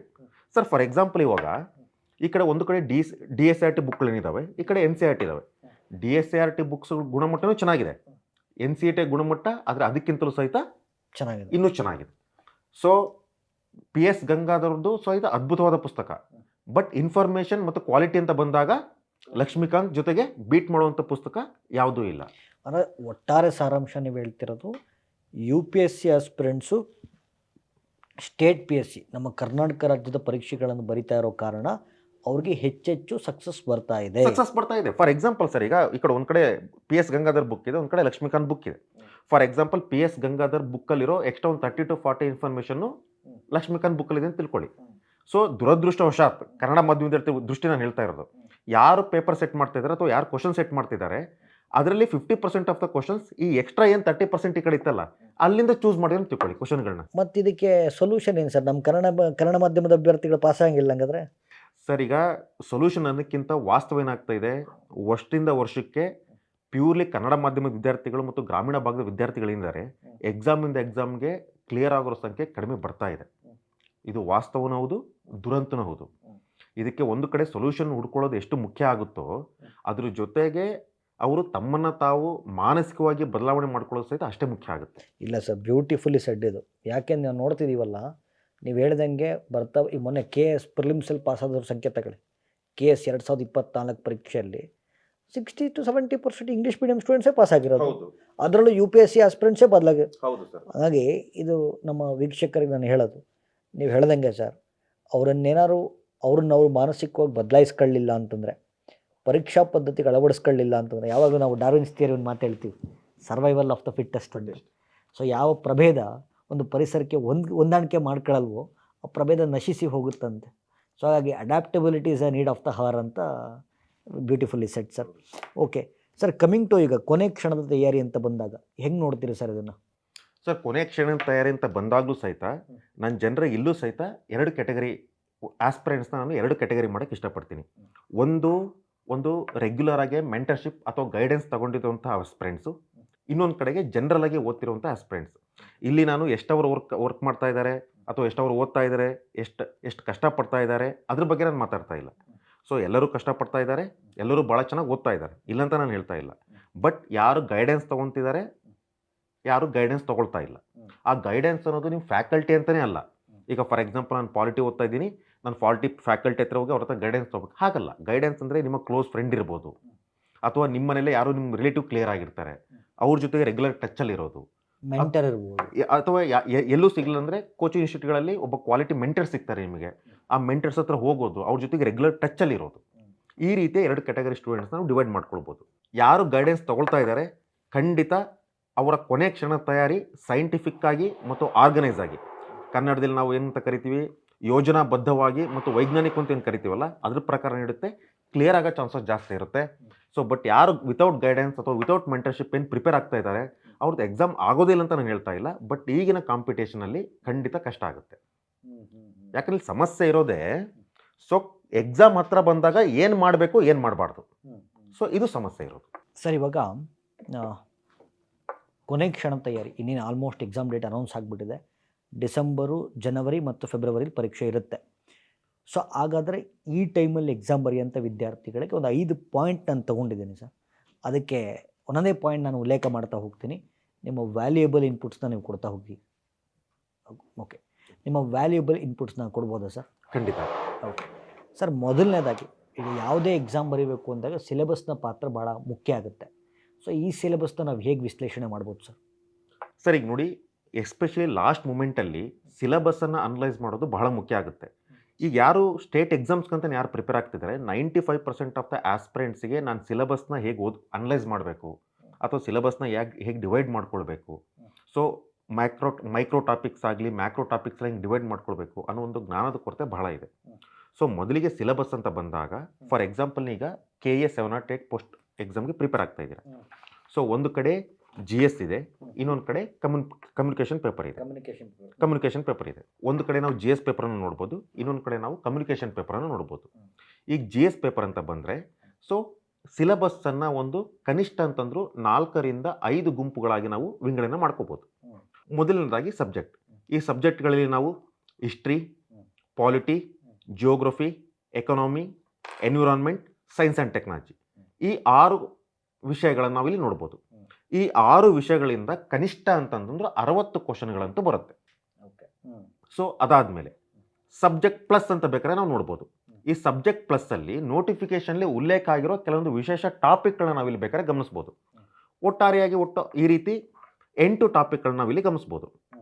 ಒಂದು ರೂರಲ್ ಡೆವಲಪ್ಮೆಂಟ್, ಎರಡನೇದು ಪಂಚಾಯತ್ ರಾಜ್ ಇನ್ಸ್ಟಿಟ್ಯೂಷನ್ಸ್, ಮೂರನೇದು ಕೋಆಪರೇಟಿವ್ಸ್, ನಾಲ್ಕನೇದು ಲ್ಯಾಂಡ್ ರಿಫಾರ್ಮ್ಸ್ ಆಫ್ಟರ್ ಇಂಡಿಪೆಂಡೆನ್ಸ್, ಸ್ವಾತಂತ್ರ್ಯ ನಂತರದ ಭೂ ಸುಧಾರಣೆಗಳು, ಐದನೇದಾಗಿ ಪಬ್ಲಿಕ್ ಅಡ್ಮಿನಿಸ್ಟ್ರೇಷನ್, ಆರನೇದಾಗಿ ಇಂಡಿಯನ್ ಸೊಸೈಟಿ, ಏಳನೇದಾಗಿ ಎನ್ವಿರಾನ್ಮೆಂಟಲ್ ಇಶ್ಯೂಸ್ ಇನ್ ಕರ್ನಾಟಕ, ಮತ್ತು 8ನೇದಾಗಿ role of science and technology in effective governance. So ಈ 8 ಟಾಪಿಕ್ಗಳಿಂದ ನಾವು 10 ಕನಿಷ್ಠ ಅಂತಂದ್ರೆ 10 ಕ್ವಶನ್ಗಳನ್ನಾದರೂ ನಾವು ಎಕ್ಸ್ಪೆಕ್ಟ್ ಮಾಡ್ಬೋದು. ಸೊ ಈಗ ಮೊದಲನೇ ಪಾರ್ಟಿಂದ 60 ಕ್ವಶನ್ಗಳು, ಸೆಕೆಂಡ್ನೇ ಪಾರ್ಟಿಂದ 10 ಕ್ವಶನ್ಗಳು, ಸೊ 70 ಕ್ವಶನ್ ಆಯಿತು. ನಮ್ಮ ವೀಕ್ಷಕರಿಗೋಸ್ಕರ ಸರ್, ಈಗ ಸಾಮಾನ್ಯವಾಗಿ ನೀವು ಸಬ್ಜೆಕ್ಟ್ ಅಂತ ಹೇಳಿದಾಗ ಅದ್ರ ಬಗ್ಗೆ ಗೊತ್ತಿರುತ್ತೆ. ಈ ಇಂಪಾರ್ಟೆಂಟ್ ಟಾಪಿಕ್ಸ್ನ ಮತ್ತೊಂದು ಸತಿ ಹೇಳ್ಬೋದಾ ಸರ್? ಸರ್ ಖಂಡಿತ. ಈಗ ನೋಡಿ ಭಾಳಷ್ಟು ವಿದ್ಯಾರ್ಥಿಗಳು ಎಲ್ಲಿ ನಾನು ಯಾಕೆ ಸಿಲೆಬಸ್ಸನ್ನು ಅನಲೈಸ್ ಮಾಡೋದು ಇಂಪಾರ್ಟೆಂಟ್ ಅಂತ ಹೇಳ್ತಾ ಇದ್ದೀನಿ ಅಂದರೆ ಇದೇ ರೀಸನ್ಗೆ. ಸೊ ನೀವು ನೋಟಿಫಿಕೇಶನ್ ನೀಟಾಗಿ ನೋಡಿದಾಗ ಅಥವಾ ಸಿಲೆಬಸ್ಸನ್ನು ನೀವು ನೀಟ್ ನೋಡಿದಾಗ ಕ್ಲಿಯರ್ ಕಟ್ಟಾಗಿ ಮೆನ್ಷನ್ ಮಾಡಿದ್ರೆ 8 ಟಾಪಿಕ್ಗಳನ್ನ ಸಪ್ರೇಟ್ ಆಗಿ. ಸರ್ ಇಲ್ಲ ಸರ್ ನಾವು ಹಾಗಾದ್ರೆ ರೂರಲ್ ಡೆವಲಪ್ಮೆಂಟ್ ಎಕನಾಮಿಲಿ ಓದಲ್ವಾ? ಖಂಡಿತ ಓದ್ತೀರಾ. So role of science and technology in effective ಗವರ್ನೆನ್ಸ್ನ ಸೈನ್ಸ್ ಆ್ಯಂಡ್ ಟೆಕ್ನಾಲಜಿಲಿ ಓದ್ತೀರಾ? ಖಂಡಿತ ಓದ್ತೀರಾ. ಸೊ ಬಟ್ ಆದರೂ ಯಾಕೆ ಸಪ್ರೇಟಾಗಿ ಓದ್ತಿದ್ದೀರಾ ಅಂತಂತಂದರೆ ಇದಕ್ಕೆ ಸಂಬಂಧಪಟ್ಟ ಹಾಗೆ ಪ್ರಶ್ನೆಗಳು ಕೆಲವೊಂದು ಇನ್ಡೆಪ್ತ್ ಬರೋ ಚಾನ್ಸಸ್ ಇದೆ. ಓಕೆ, ಈ ಟಾಪಿಕ್ಸ್ ಮತ್ತೊಂದು ಸತಿ ಹೇಳ್ಬಿಡಿ ಸರ್. ಓಕೆ ಸರ್, ಇನ್ನೊಮ್ಮೆ ಹೇಳಬೇಕಾದ್ರೆ 1 ರೂರಲ್ ಡೆವಲಪ್ಮೆಂಟ್ ಗ್ರಾಮೀಣಾಭಿವೃದ್ಧಿ, 2ನೇದಾಗಿ ಪಂಚಾಯತ್ ರಾಜ್ ಇನ್ಸ್ಟಿಟ್ಯೂಷನ್ಸ್ ಪಂಚಾಯತ್ ರಾಜ್ ಸಂಸ್ಥೆಗಳು, 3ನೇದಾಗಿ ಕೋಆಪರೇಟಿವ್ಸ್ ಸಹಕಾರ ಸಂಸ್ಥೆಗಳು, 4ನೇದಾಗಿ ಲ್ಯಾಂಡ್ ರಿಫಾರ್ಮ್ಸ್ ಆಫ್ಟರ್ ಇಂಡಿಪೆಂಡೆನ್ಸ್ ಸ್ವಾತಂತ್ರ್ಯಾನಂತರದ ಭೂ ಸುಧಾರಣೆಗಳು, ಅದಾದ ನಂತರ ಪಬ್ಲಿಕ್ ಅಡ್ಮಿನಿಸ್ಟ್ರೇಷನ್ ಸಾರ್ವಜನಿಕ ಆಡಳಿತ, ಅದಾದ ನಂತರ ಇಂಡಿಯನ್ ಸೊಸೈಟಿ ಭಾರತೀಯ ಸಮಾಜದ ಕ್ರಿಯಾಶೀಲತೆ, ಅದಾದಮೇಲೆ ಎನ್ವಿರಾನ್ಮೆಂಟಲ್ ಇಶ್ಯೂಸ್ ಇನ್ ಕರ್ನಾಟಕದ ಪರಿಸರ ಸಂಬಂಧಿ ಸಮಸ್ಯೆಗಳು ಅಥವಾ ವಿಷಯಗಳು, ಕೊನೆಯದಾಗಿ roll of science and technology in effective governance ಕರ್ನಾಟಕದ ಪರಿಣಾಮಕಾರಿ ಆಡಳಿತಕ್ಕಾಗಿ ವಿಜ್ಞಾನ ಮತ್ತು ತಂತ್ರಜ್ಞಾನದ ಪಾತ್ರ. ಅಲ್ಲ ಸರ್, ಇದಕ್ಕೆ ಈ 10 ಸಬ್ಜೆಕ್ಟ್ ನೀವು ಏನು ಹೇಳಿದ್ರೆ ನೋಟ್ಸ್ ಎಲ್ಲಿ ಸಿಗ್ತವೆ ಸರ್? ಸರ್ ಆ್ಯಕ್ಚುಲಿ ಏನಂದರೆ ಇಲ್ಲಿವರೆಗೂ ಇದಕ್ಕೆ ಸಂಬಂಧಪಟ್ಟ ಹಾಗೆ ಯಾವುದೇ ಸೋರ್ಸ್ ಅಥವಾ ನೋಟ್ಸ್ ಅಂತ ಸಪ್ರೇಟಾಗಿ ಸಿಗ್ತಾ ಇದ್ದಿಲ್ಲ. ಬಟ್ ರೀಸೆಂಟ್ ಟೈಮಲ್ಲಿ ಎಸ್ಪೆಷಲಿ ಲಾಸ್ಟ್ 1 ಮಂತಲ್ಲಿ ಕೆಲವೊಂದು ಕೋಚಿಂಗ್ ಇನ್ಸ್ಟಿಟ್ಯೂಟ್ಗಳು ಇದಕ್ಕಂತಲೇ ಸಂಬಂಧಪಟ್ಟಾಗಿ ಕೆಲವೊಂದು ಕೋಚಿಂಗ್ ಇನ್ಸ್ಟಿಟ್ಯೂಟ್ ಮೆಟೀರಿಯಲ್ನ ಬಿಟ್ಟಿದ್ದಾರೆ. ಸೊ ಅದನ್ನು ಬೇಕಾದ್ರೆ ನೀವು ಅಬ್ಸರ್ವ್ ಮಾಡ್ಬೋದು. ಇಲ್ಲ ಅಂತಂತಂದರೆ ನಾನೇ 1 ವರ್ಷದ ಹಿಂದೆ ಪ್ರಯತ್ನ ಅಂತ ಒಂದು ಗ್ರೂಪ್ ಸಿ ಎಕ್ಸಾಮ್ಗೆ ಸಂಬಂಧಪಟ್ಟ ಹಾಗೆ ಕೆಲವೊಂದು ವಿಡಿಯೋನ ಮಾಡಿದ್ದೆ ಯೂಟ್ಯೂಬಲ್ಲಿ. ಈಗಲೂ ಯೂಟ್ಯೂಬಲ್ಲಿ ಹುಡುಕಿದ್ರೆ ಪ್ರಯತ್ನ ಲಿಂಗರಾಜು ಸರ್ ಅಂತ ಬಂದರೆ ಅದು ಲಿಂಕ್ ಸಿಗುತ್ತೆ. ಅದರಲ್ಲಿ 8 ಟಾಪಿಕ್ಗಳ ಬಗ್ಗೆ ಯಾವ ರೀತಿ ಟಾಪಿಕ್ಗಳ ನೇಮ್ ಏನು, ಈ ಟಾಪಿಕ್ಗೆ ಸೋರ್ಸ್ ಏನು, ಪ್ರತಿಯೊಂದು ಸಹಿತ ಡೀಟೇಲ್ ಆಗಿ ಡಿಸ್ಕಸ್ ಮಾಡಿದ್ದೀವಿ. ಸೂಪರ್. ಆಯ್ತು ಸರ್, ಇದು GS ಪೇಪರ್ಗೆ ಸಂಬಂಧಪಟ್ಟಂತೆ ಆಯಿತು. ಸರ್ ಈಗೇನಾಯಿತು ಅಂತಂದರೆ ಈಗ ನಾವೇನು ನೋಡಿದ್ವಿ, ಮೊದಲಿಗೆ ಸಬ್ಜೆಕ್ಟ್ 60 ಕ್ವಶನ್ಗಳು, ಸಬ್ಜೆಕ್ಟ್ ಪ್ಲಸ್ 10 ಕ್ವಶನ್ಗಳು, ಅದಾದಮೇಲೆ ನಾವೇನು ನೋಡ್ಬೋದು, ಕರೆಂಟ್ ಅಫೇರ್ಸನ್ನು ನೋಡ್ಬೋದು. ಇಲ್ಲೂ ಸಹಿತ ಕರೆಂಟ್ ಅಫೇರ್ಸನ್ನು ನಾವು ಕರೆಂಟ್ ಅಫೇರ್ಸ್ ಸ್ಟ್ಯಾಟಿಕ್ ಮತ್ತು ಕರೆಂಟ್ ಅಫೇರ್ಸ್ ಡೈನಮಿಕ್ ಅಂತ 2 ಪಾರ್ಟ್ಗಳಾಗಿ ಡಿವೈಡ್ ಮಾಡ್ಕೊಳ್ಬೋದು. So current affairs statically budget, economic survey, schemes ಮತ್ತು ಸೆನ್ಸಸ್ಸನ್ನು ನೋಡ್ಬೋದು. ಡೈನಮಿಕ್ ಪಾರ್ಟಲ್ಲಿ ಕರ್ನಾಟಕ, ಇಂಡಿಯಾ ಮತ್ತು ವರ್ಲ್ಡ್ಗೆ ಸಂಬಂಧಪಟ್ಟ ಹಾಗೆ ಇಂಪಾರ್ಟೆಂಟ್ ಕರೆಂಟ್ ಅಫೇರ್ಸನ್ನು ನಾವು ನೋಡ್ಬೋದು. ಅಂದರೆ ರಾಷ್ಟ್ರ ಮತ್ತು ಅಂತಾರಾಷ್ಟ್ರೀಯ ಪ್ರಚಲಿತ ಘಟನೆಗಳು ಮತ್ತು ಕರ್ನಾಟಕ ಪ್ರಚಲಿತ ಘಟನೆ. ಹೌದು, ರಾಜ್ಯ, ರಾಷ್ಟ್ರ ಮತ್ತು ಅಂತಾರಾಷ್ಟ್ರೀಯ. ಸರ್, ಈಗ ನೀವು ಕರೆಂಟ್ ಅಫೇರ್ಸ್ ಸ್ಟ್ಯಾಟಿಕ್ ಅಂತ ಹೇಳಿದ್ರೆ budget, economic survey, schemes, senses. So ಈ 4 ವಿಷಯಗಳ ಕುರಿತಂತೆ ಇದರ ಶಾರ್ಟ್ ನೋಟ್ಸು ಸಿಗ್ಬೋದಾ ಸರ್? ಸರಿ, ಇಲ್ಲ ಮೊದಲನೇದಾಗಿ ನಾನು ಸಬ್ಜೆಕ್ಟ್ ಅಂತ ಹೇಳಿದೆ, ಅಲ್ಲಿಂದ 60 ಕ್ವಶನ್ ಬರುತ್ತೆ ಅಂತ ಹೇಳಿದೆ. ಸಬ್ಜೆಕ್ಟ್ ಪ್ಲಸ್ ಅಂತ ಹೇಳಿದೆ, ಅಲ್ಲಿಂದ ಕನಿಷ್ಠ ನೀವು 10 ಕ್ವಶನ್ಗಳನ್ನ ಎಕ್ಸ್ಪೆಕ್ಟ್ ಮಾಡ್ಬೋದು ಅಂತ ಹೇಳಿದೆ. ಅದೇ ಕರೆಂಟ್ ಅಫೇರ್ಸ್ ಅಂತ ಬಂದರೆ ಬೋತ್ ಡೈನಮಿಕ್ ಮತ್ತು ಸ್ಟ್ಯಾಟಿಕ್ ಎರಡನ್ನೂ ಕಂಬೈನ್ ಮಾಡಿ ನೀವು ಕನಿಷ್ಠ ಅಂದರೂ 20 ಕ್ವಶನ್ಗಳನ್ನ ಎಕ್ಸ್ಪೆಕ್ಟ್ ಮಾಡ್ಬೋದು. ಈಗ ಅಲ್ಲಿ ಮೊದಲನೇದಾಗಿ ಕರೆಂಟ್ ಅಫೇರ್ಸ್ ಸ್ಟ್ಯಾಟಿಕ್ಕನ್ನು ನೋಡೋದಾದರೆ ಭಾಳಷ್ಟು ವಿದ್ಯಾರ್ಥಿಗಳಲ್ಲಿ ಒಂದು ಗೊಂದಲ, ಒಂದು ಆತಂಕ, ಎಲ್ಲೋ ಒಂದು ಕಡೆ ಹೆದರಿಕೆ ಜನರಲಾಗಿ ನೋಡ್ಬೋದು. ಏನು ನೋಡ್ಬೋದು ಅಂತಂದರೆ, ಸರ್ ನಾನು ಬಜೆಟ್ ಓದಿಲ್ಲ, ಒರಿಜಿನಲ್ ಬಜೆಟ್ ನೋಟ್ಸ್ ಮಾಡ್ಕೋಬೇಕಾ, ಸರ್ ನಾನು ಎಕನಾಮಿಕ್ಸ್ ಸರ್ವೆ ಓದಿಲ್ಲ, ಎಕನಾಮಿಕ್ಸ್ ಸರ್ವೆ ಓದಬೇಕಾ, ಸರ್ ಸ್ಕೀಮ್ಸನ್ನು ಸರಿಯಾಗಿ ನೋಡ್ಕೊಂಡಿಲ್ಲ, ಸೊ ಸೆನ್ಸಸ್ ಬಗ್ಗೆ ನನಗೆ ಗೊತ್ತಿಲ್ಲ, ಎಕ್ಸಾಮ್ ಹತ್ರ ಇದೆ, ಸರ್ ಏನು ಮಾಡ್ಬೋದು ಅಂತಂದರೆ ನಾನು ಅವ್ರಿಗೆ ಹೇಳೋದು, ಈ ಕೊನೆಯ ಕ್ಷಣದಲ್ಲಿ ಯಾವುದೇ ಕಾರಣಕ್ಕೂ ಒರಿಜಿನಲ್ ಡಾಕ್ಯುಮೆಂಟ್ಗಳನ್ನೇ ಓದೋದಕ್ಕೆ ಹೋಗಬೇಡಿ. ಓಕೆ, ಸೊ ಇಲ್ಲಿ ನೀವು 2 ಆಪ್ಷನ್ ನೀವು ನೋಡ್ಬೋದು. ಇಲ್ಲಿ ಒಂದು ಏನು ಮಾಡಿ ಅಂತಂದರೆ, ಆಲ್ರೆಡಿ ಒರಿಜಿನಲ್ ಡಾಕ್ಯುಮೆಂಟನ್ನು ಆಧಾರವಾಗಿಟ್ಕೊಂಡು ಕೆಲವೊಂದು ಕೋಚಿಂಗ್ ಇನ್ಸ್ಟಿಟ್ಯೂಟ್ಗಳು, ಕೆಲವೊಬ್ಬರು ಆಥರ್ಗಳು already highlights of budget, highlights of economic survey, important social schemes ಅಥವಾ ಹೈಲೈಟ್ಸ್ ಆಫ್ ಸೆನ್ಸಸ್ ಅಂತ ಕೆಲವೊಂದು ನೋಟ್ಸ್ಗಳನ್ನ ಬಿಟ್ಟಿರ್ತಾರೆ. ಸೊ ನೀವು ಆ ನೋಟ್ಸ್ಗಳನ್ನ ಚೆಕ್ ಮಾಡಿ ನಿಮಗೆ ಯಾವುದು ಕಂಫರ್ಟ್ ಅನಿಸುತ್ತೋ, ನಿಮಗೆ ಯಾವುದು ಯೂಸ್ ಅನಿಸುತ್ತೋ ಅದನ್ನು ತೊಗೊಂಡು ಓದೋದು ಉತ್ತಮ. ಇನ್ನು 2ನೇದಾಗಿ ಏನು ಮಾಡ್ಬೋದು, ಇಲ್ಲ ಸರ್ ನನಗೆ ಒರಿಜಿನಲ್ ಡಾಕ್ಯುಮೆಂಟ್ ಓದೋದಕ್ಕೂ ಟೈಮ್ ಇಲ್ಲ, ಅದ್ರ ಮೇಲೆ ಶಾರ್ಟ್ ನೋಟ್ಸ್ ಅಥವಾ ಸಮ್ಮರಿ ಏನು ಮಾಡಿದಾರಲ್ಲ ಅದನ್ನು ಓದೋದಕ್ಕೂ ಟೈಮ್ ಇಲ್ಲ, ಬಟ್ ಆದರೆ ನಾನು ಇಂಪಾರ್ಟೆಂಟ್ ಟಾಪಿಕ್ಗಳನ್ನ ಅಥವಾ ಇಂಪಾರ್ಟೆಂಟ್ ಥೀಮ್ಗಳನ್ನ ಕವರ್ ಮಾಡ್ಕೊಳ್ಳೇಬೇಕು. ಸೊ ಹಾಗೆ ಹೋಗೋದಕ್ಕೆ ನನಗೆ ಇಷ್ಟ ಇಲ್ಲ. ಸೊ ಅದಕ್ಕೆ ಏನಾದರೂ ಸೊಲ್ಯೂಷನ್ ಇದೆ ಅಂತಂದರೆ ನಾನು ಹೇಳೋದೇನು ಅಂತಂದರೆ, ನೀವು ಯಾವುದೇ ಪ್ರತಿಷ್ಠಿತ ಕೋಚಿಂಗ್ ಇನ್ಸ್ಟಿಟ್ಯೂಟ್ಗಳ ಟೆಸ್ಟ್ ಸೀರೀಸನ್ನು ತೊಗೊಳ್ಳಿ. ಸೊ ಯಾವುದೇ ಟೆಸ್ಟ್ ಸೀರೀಸ್ ತೊಗೊಂಡ್ರು ಎಲ್ಲಾದರೂ ಒಂದು ಕಡೆಗೆ 1 ಅಥವಾ 2 ಕ್ವಶನ್ ಪೇಪರ್ಗಳನ್ನ ಬಜೆಟ್, ಎಕನಾಮಿಕ್ ಸರ್ವೆ, ಸ್ಕೀಮ್, ಸೆನ್ಸಸ್ಗಂತಲೇ ಮೀಸಲಿಟ್ಟಿರ್ತಾರೆ. ಸೊ ನೀವೇನು ಮಾಡಿ, ಕರ್ನಾಟಕದಲ್ಲಿರೋ ಯಾವುದಾದ್ರೂ 2 ಪ್ರಸಿದ್ಧ ಕೋಚಿಂಗ್ ಇನ್ಸ್ಟಿಟ್ಯೂಟ್ಗಳದ್ದು ಟೆಸ್ಟ್ ಪೇಪರ್ಗಳನ್ನ ತೊಗೊಳ್ಳಿ. ಆ ಟೆಸ್ಟ್ ಪೇಪರ್ಗಳನ್ನ ತೊಗೊಂಡು, ಸೊ ಈ ಕಡೆ 100 ಕ್ವಶನ್ಸ್ ಇರುತ್ತೆ ಒಂದು ಪೇಪರ್ಲಿ, ಇನ್ನೊಂದು ಕಡೆ 100 ಕ್ವಶನ್ಸ್ ಇರುತ್ತೆ. ಒಬ್ಬ ಎಕ್ಸ್ಪೀರಿಯನ್ಸ್ ಫ್ಯಾಕಲ್ಟಿ ಕ್ವಶನ್ ಪೇಪರ್ನ ಸೆಟ್ ಮಾಡಿದಾಗ ಅವನ ಎಕ್ಸ್ಪೀರಿಯನ್ಸ್ ಮೇಲೆ ಯಾವ ರೀತಿ ಕ್ವಶನ್ಗಳು ಸೆಟ್ ಮಾಡಿರ್ತಾನೆ, ಇಂಪಾರ್ಟೆಂಟ್ ಟಾಪಿಕ್ಸ್ಗಳನ್ನ ಇಂಪಾರ್ಟೆಂಟ್ ಥೀಮ್ಸ್ನ ಸೆಟ್ ಮಾಡಿರ್ತೇನೆ. ಈಗ ಒಂದು ಕಡೆ ನಿಮಗೆ 100 ಇಂಪಾರ್ಟೆಂಟ್ ಟಾಪಿಕ್ಸ್ ಇದೆ, ಇನ್ನೊಂದು 100 ಇಂಪಾರ್ಟೆಂಟ್ ಈ ಕಡೆ ಇನ್ನೊಂದು 100 ಇಂಪಾರ್ಟೆಂಟ್ ಟಾಪಿಕ್ಸ್ ಇದಾವೆ. ಸೊ ಎರಡನ್ನೂ ಮರ್ಜ್ ಮಾಡಿದರೆ ಆಬ್ವಿಯಸ್ಲಿ ಕೆಲವೊಂದು 50% ಓವರ್ಲ್ಯಾಪ್ ಆಗುತ್ತೆ. ಸೊ ಎರಡೂ ಪೇಪರ್ಗಳು ನೀವು ಮರ್ಜ್ ಮಾಡಿದಾಗ ಅಟ್ಲೀಸ್ಟ್ ನಿಮಗೆ 150 ಇಂಪಾರ್ಟೆಂಟ್ ಟಾಪಿಕ್ ಅಥವಾ ಥೀಮ್ಸ್ಗಳು ಸಿಗುತ್ತೆ. ಸೊ 90% ಆಫ್ ದ ಟೈಮ್ಸ್ ಆ ಟಾಪಿಕ್ ಥೀಮ್ ಮೇಲೇ ಕ್ವಶನ್ಗಳು ಬರುತ್ತೆ. ಇಲ್ಲಿ ನಾನು ಸಜೆಸ್ಟ್ ಮಾಡೋದು ಏನು ಅಂತಂತಂದರೆ, ನೀವು ಅದನ್ನು ಸಾಲ್ವ್ ಮಾಡೋದಕ್ಕೆ ಹೋಗಬೇಡಿ, ಜಸ್ಟ್ ಕ್ವಶನ್ ಆನ್ಸರ್ ನೋಡ್ಕೊಳ್ತಾ ಹೋಗ್ಬೇಡಿ. ಸೊ ನಿಮಗೆ ಏನೇನು ಇಂಪಾರ್ಟೆನ್ಸ್ ಅಂತೋ ಎಲ್ಲವನ್ನೂ ಶಾರ್ಟ್ ನೋಟ್ಸ್ ಮಾಡ್ಕೊಳ್ಳಿ, ಅದನ್ನೇ ಮತ್ತೆ ರಿವೈಸ್ ಮಾಡಿ. ಸರ್, ವಿದ್ಯಾರ್ಥಿಗಳ ನಮ್ಮ ವೀಕ್ಷಕರ ಗಮನಕ್ಕೆ ಸರ್, ಇನ್ಸ್ಟಾಕೆ ಸಂಸ್ಥೆ KA708 ಪೋಸ್ಟ್ ಪರೀಕ್ಷೆನ ಬರೆಯುವಂಥ ವಿದ್ಯಾರ್ಥಿಗಳಿಗೆ ಸಾರಥಿ ಎನ್ನುವಂಥ ಟೆಸ್ಟ್ ಸೀರೀಸನ್ನು ಆರಂಭ ಮಾಡಿದೆ. ಮತ್ತು ಗ್ರೂಪ್ ಸಿ ಗ್ರೂಪ್ ಟಿನ ಪರೀಕ್ಷೆನ ಬರೆಯುವಂಥ ವಿದ್ಯಾರ್ಥಿಗಳಿಗೆ ರಕ್ಷಕ ಅಂತಕ್ಕಂಥ ಒಂದು ಟೆಸ್ಟ್ ಸೀರೀಸ್ ಇದೆ. ಇದರಲ್ಲಿ ನೀವು ಹೇಳಿದಾಗೆ ನಮ್ಮ ಕಾಂಟೆಂಟ್ ಟೀಮು, ಎಕ್ಸ್ಪರ್ಟ್ ಟೀಮ್ ಏನಿದೆ, ಸೊ ನಾವು ಬಡ್ಜೆಟ್ಟು, ಎಕನಾಮಿಕ್ ಸರ್ವೆ, ಸ್ಕೀಮ್ಸು ಮತ್ತು ಸೆನ್ಸಸ್ಗೆ ಸಂಬಂಧಪಟ್ಟಂಥ ಎಲ್ಲ ಪ್ರಶ್ನೆಗಳನ್ನು ಅತ್ಯಂತ ವಿಸ್ತಾರವಾಗಿ ಕವರ್ ಮಾಡುವಂಥ ಪ್ರಯತ್ನ ಮಾಡಲಾಗಿದೆ ಸರ್. ನೈಸ್. ಓಕೆ, ಸರಿ ಸರ್, ಇದು ಕರೆಂಟ್ ಅಫೇರ್ಸ್ ಸ್ಟಾಟಿಕ್ ಆಯಿತು. ಕರೆಂಟ್ ಅಫೇರ್ಸ್ ಡೈನಮಿಕ್ ಬಗ್ಗೆ ಸರಿ, ಕರೆಂಟ್ ಅಫೇರ್ಸ್ ಡೈನಮಿಕ್ ಅಂತ ಬಂದರೆ ಇಲ್ಲಿ ನಿಮಗೆ ಹೇರಳವಾಗಿ ಫ್ಯಾಕ್ಟ್ ಆ್ಯಂಡ್ ಫಿಗರ್ ಸಿಗುತ್ತೆ. ಸೊ ಜನರಲ್ ಆಗಿ ಸೊ ನನ್ನ ಸಜೆಷನ್ ಏನಂದರೆ, ಕೊನೆಯ ಕ್ಷಣದ ತಯಾರಿ ಅಂತ ಬಂದರೆ ಆಲ್ರೆಡಿ ನೀವು ಮಂತ್ಲಿ ಮ್ಯಾಗ್ಝಿನ್ಗಳನ್ನ ಓದಿ ಹೈಲೈಟ್ ಮಾಡಿಕೊಂಡು ಶಾರ್ಟ್ ನೋಟ್ಸ್ ಮಾಡ್ಕೊಂಡಿದ್ರೆ ಪ್ಯೂರ್ಲಿ ಆ ಶಾರ್ಟ್ ನೋಟ್ಸನ್ನೇ ಮತ್ತೆ ರಿವೈಸ್ ಮಾಡಿ. ಇಲ್ಲ ಸರ್, ನಾನು ಮಂತ್ಲಿ ಮ್ಯಾಗ್ಝಿನ್ಗಳನ್ನ ಓದಿಲ್ಲ, ಮಂತ್ಲಿ ಮ್ಯಾಗ್ಝಿನ್ ಹೈಲೈಟ್ ಮಾಡಿಲ್ಲ ಅಂತಂದರೆ ಮತ್ತೆ ಈ ಸಮಯದಲ್ಲಿ ನೀವು ಮಂತ್ಲಿ ಮ್ಯಾಗ್ಝಿನ್ಗಳನ್ನ ಓದೋದಕ್ಕೆ ಹೋಗಬೇಡಿ. ರಿಸ್ಕ್ ತಗೊಳ್ಳಿ. ಯಾವುದಾದ್ರೂ ಒಂದು ವರ್ಷಕ್ಕೆ ಸಂಬಂಧಪಟ್ಟ ಕಂಪಲೇಷನ್ಗಳು ಬರುತ್ತೆ. ಫಾರ್ ಎಕ್ಸಾಂಪಲ್, ಈಗ ರಾಷ್ಟ್ರೀಯ ಮತ್ತು ಅಂತಾರಾಷ್ಟ್ರೀಯ ಅಂತ ಬಂದರೆ ಈಗ ಮನೋರಮಾ ಇಯರ್ ಬುಕ್ ಬರುತ್ತೆ. ಒಂದು 20 ವರ್ಷಗಳ ಹಿಂದೆ ಮನೋರಮಾ ಇಯರ್ ಬುಕ್ ಅನ್ನೋದು ಒಂದು UPSC ಅಥವಾ ಬೇರೆ ಸ್ಟೇಟ್ ಎಕ್ಸಾಮ್ಸ್ಗಳ ಪಾಲಿಗೆ ಒಂದು ರೀತಿ ಬೈಬಲ್ ಆಗಿತ್ತು. ಬಟ್ ಈ ಕಾಲ ಬದಲಾಗಿದೆ, ಅದರ ಇಂಪಾರ್ಟೆನ್ಸ್ ಸಹಿತ ಕಡಿಮೆ ಆಗಿದೆ. ಬಟ್ ಸ್ಟೇಟ್ ಎಕ್ಸಾಮ್ಸ್ಗೆ ನ್ಯಾಷನಲ್ ಮತ್ತು ಇಂಟರ್ನ್ಯಾಷನಲ್ ಅಂತ ಬಂದರೆ ನಿಮ್ಮ ಕನಿಷ್ಠ ಅವಶ್ಯಕತೆಗಳನ್ನ ಖಂಡಿತ ಅದು ಪೂರೈಸುತ್ತೆ. ಸೊ ಹೀಗಾಗಿ ಇಂಥ ಒಂದು ಕಂಪಲೇಷನ್, ಅದು ಮನೋರಮಾ ಇಯರ್ ಬುಕ್ ಅಂತ ನಾನು ಹೇಳ್ತಾ ಇಲ್ಲ.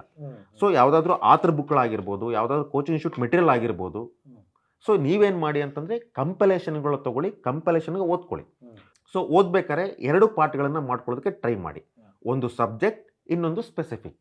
ಈಗ ಸಬ್ಜೆಕ್ಟ್ ಅಂತ ಬಂದರೆ ಲಾಸ್ಟ್ 1 ವರ್ಷದಲ್ಲಿ ನಡೆದಿರುವಂತಹ history, polity, geography, economy, environment, science and technology ಮತ್ತು IRಗೆ ಸಂಬಂಧಪಟ್ಟ ಇಶ್ಯೂಗಳನ್ನ ಒಂದೇ ಕಡೆಗೆ ನೋಟ್ ಡೌನ್ ಮಾಡಿಕೊಂಡು ಒಂದೇ ಕಡೆ ಓದ್ಕೊಳ್ತಾ ಹೋಗೋದು, ಒಂದೇ ಕಡೆಗೆ ರಿವೈಸ್ ಮಾಡ್ಕೊಳ್ತಾ ಹೋಗೋದು.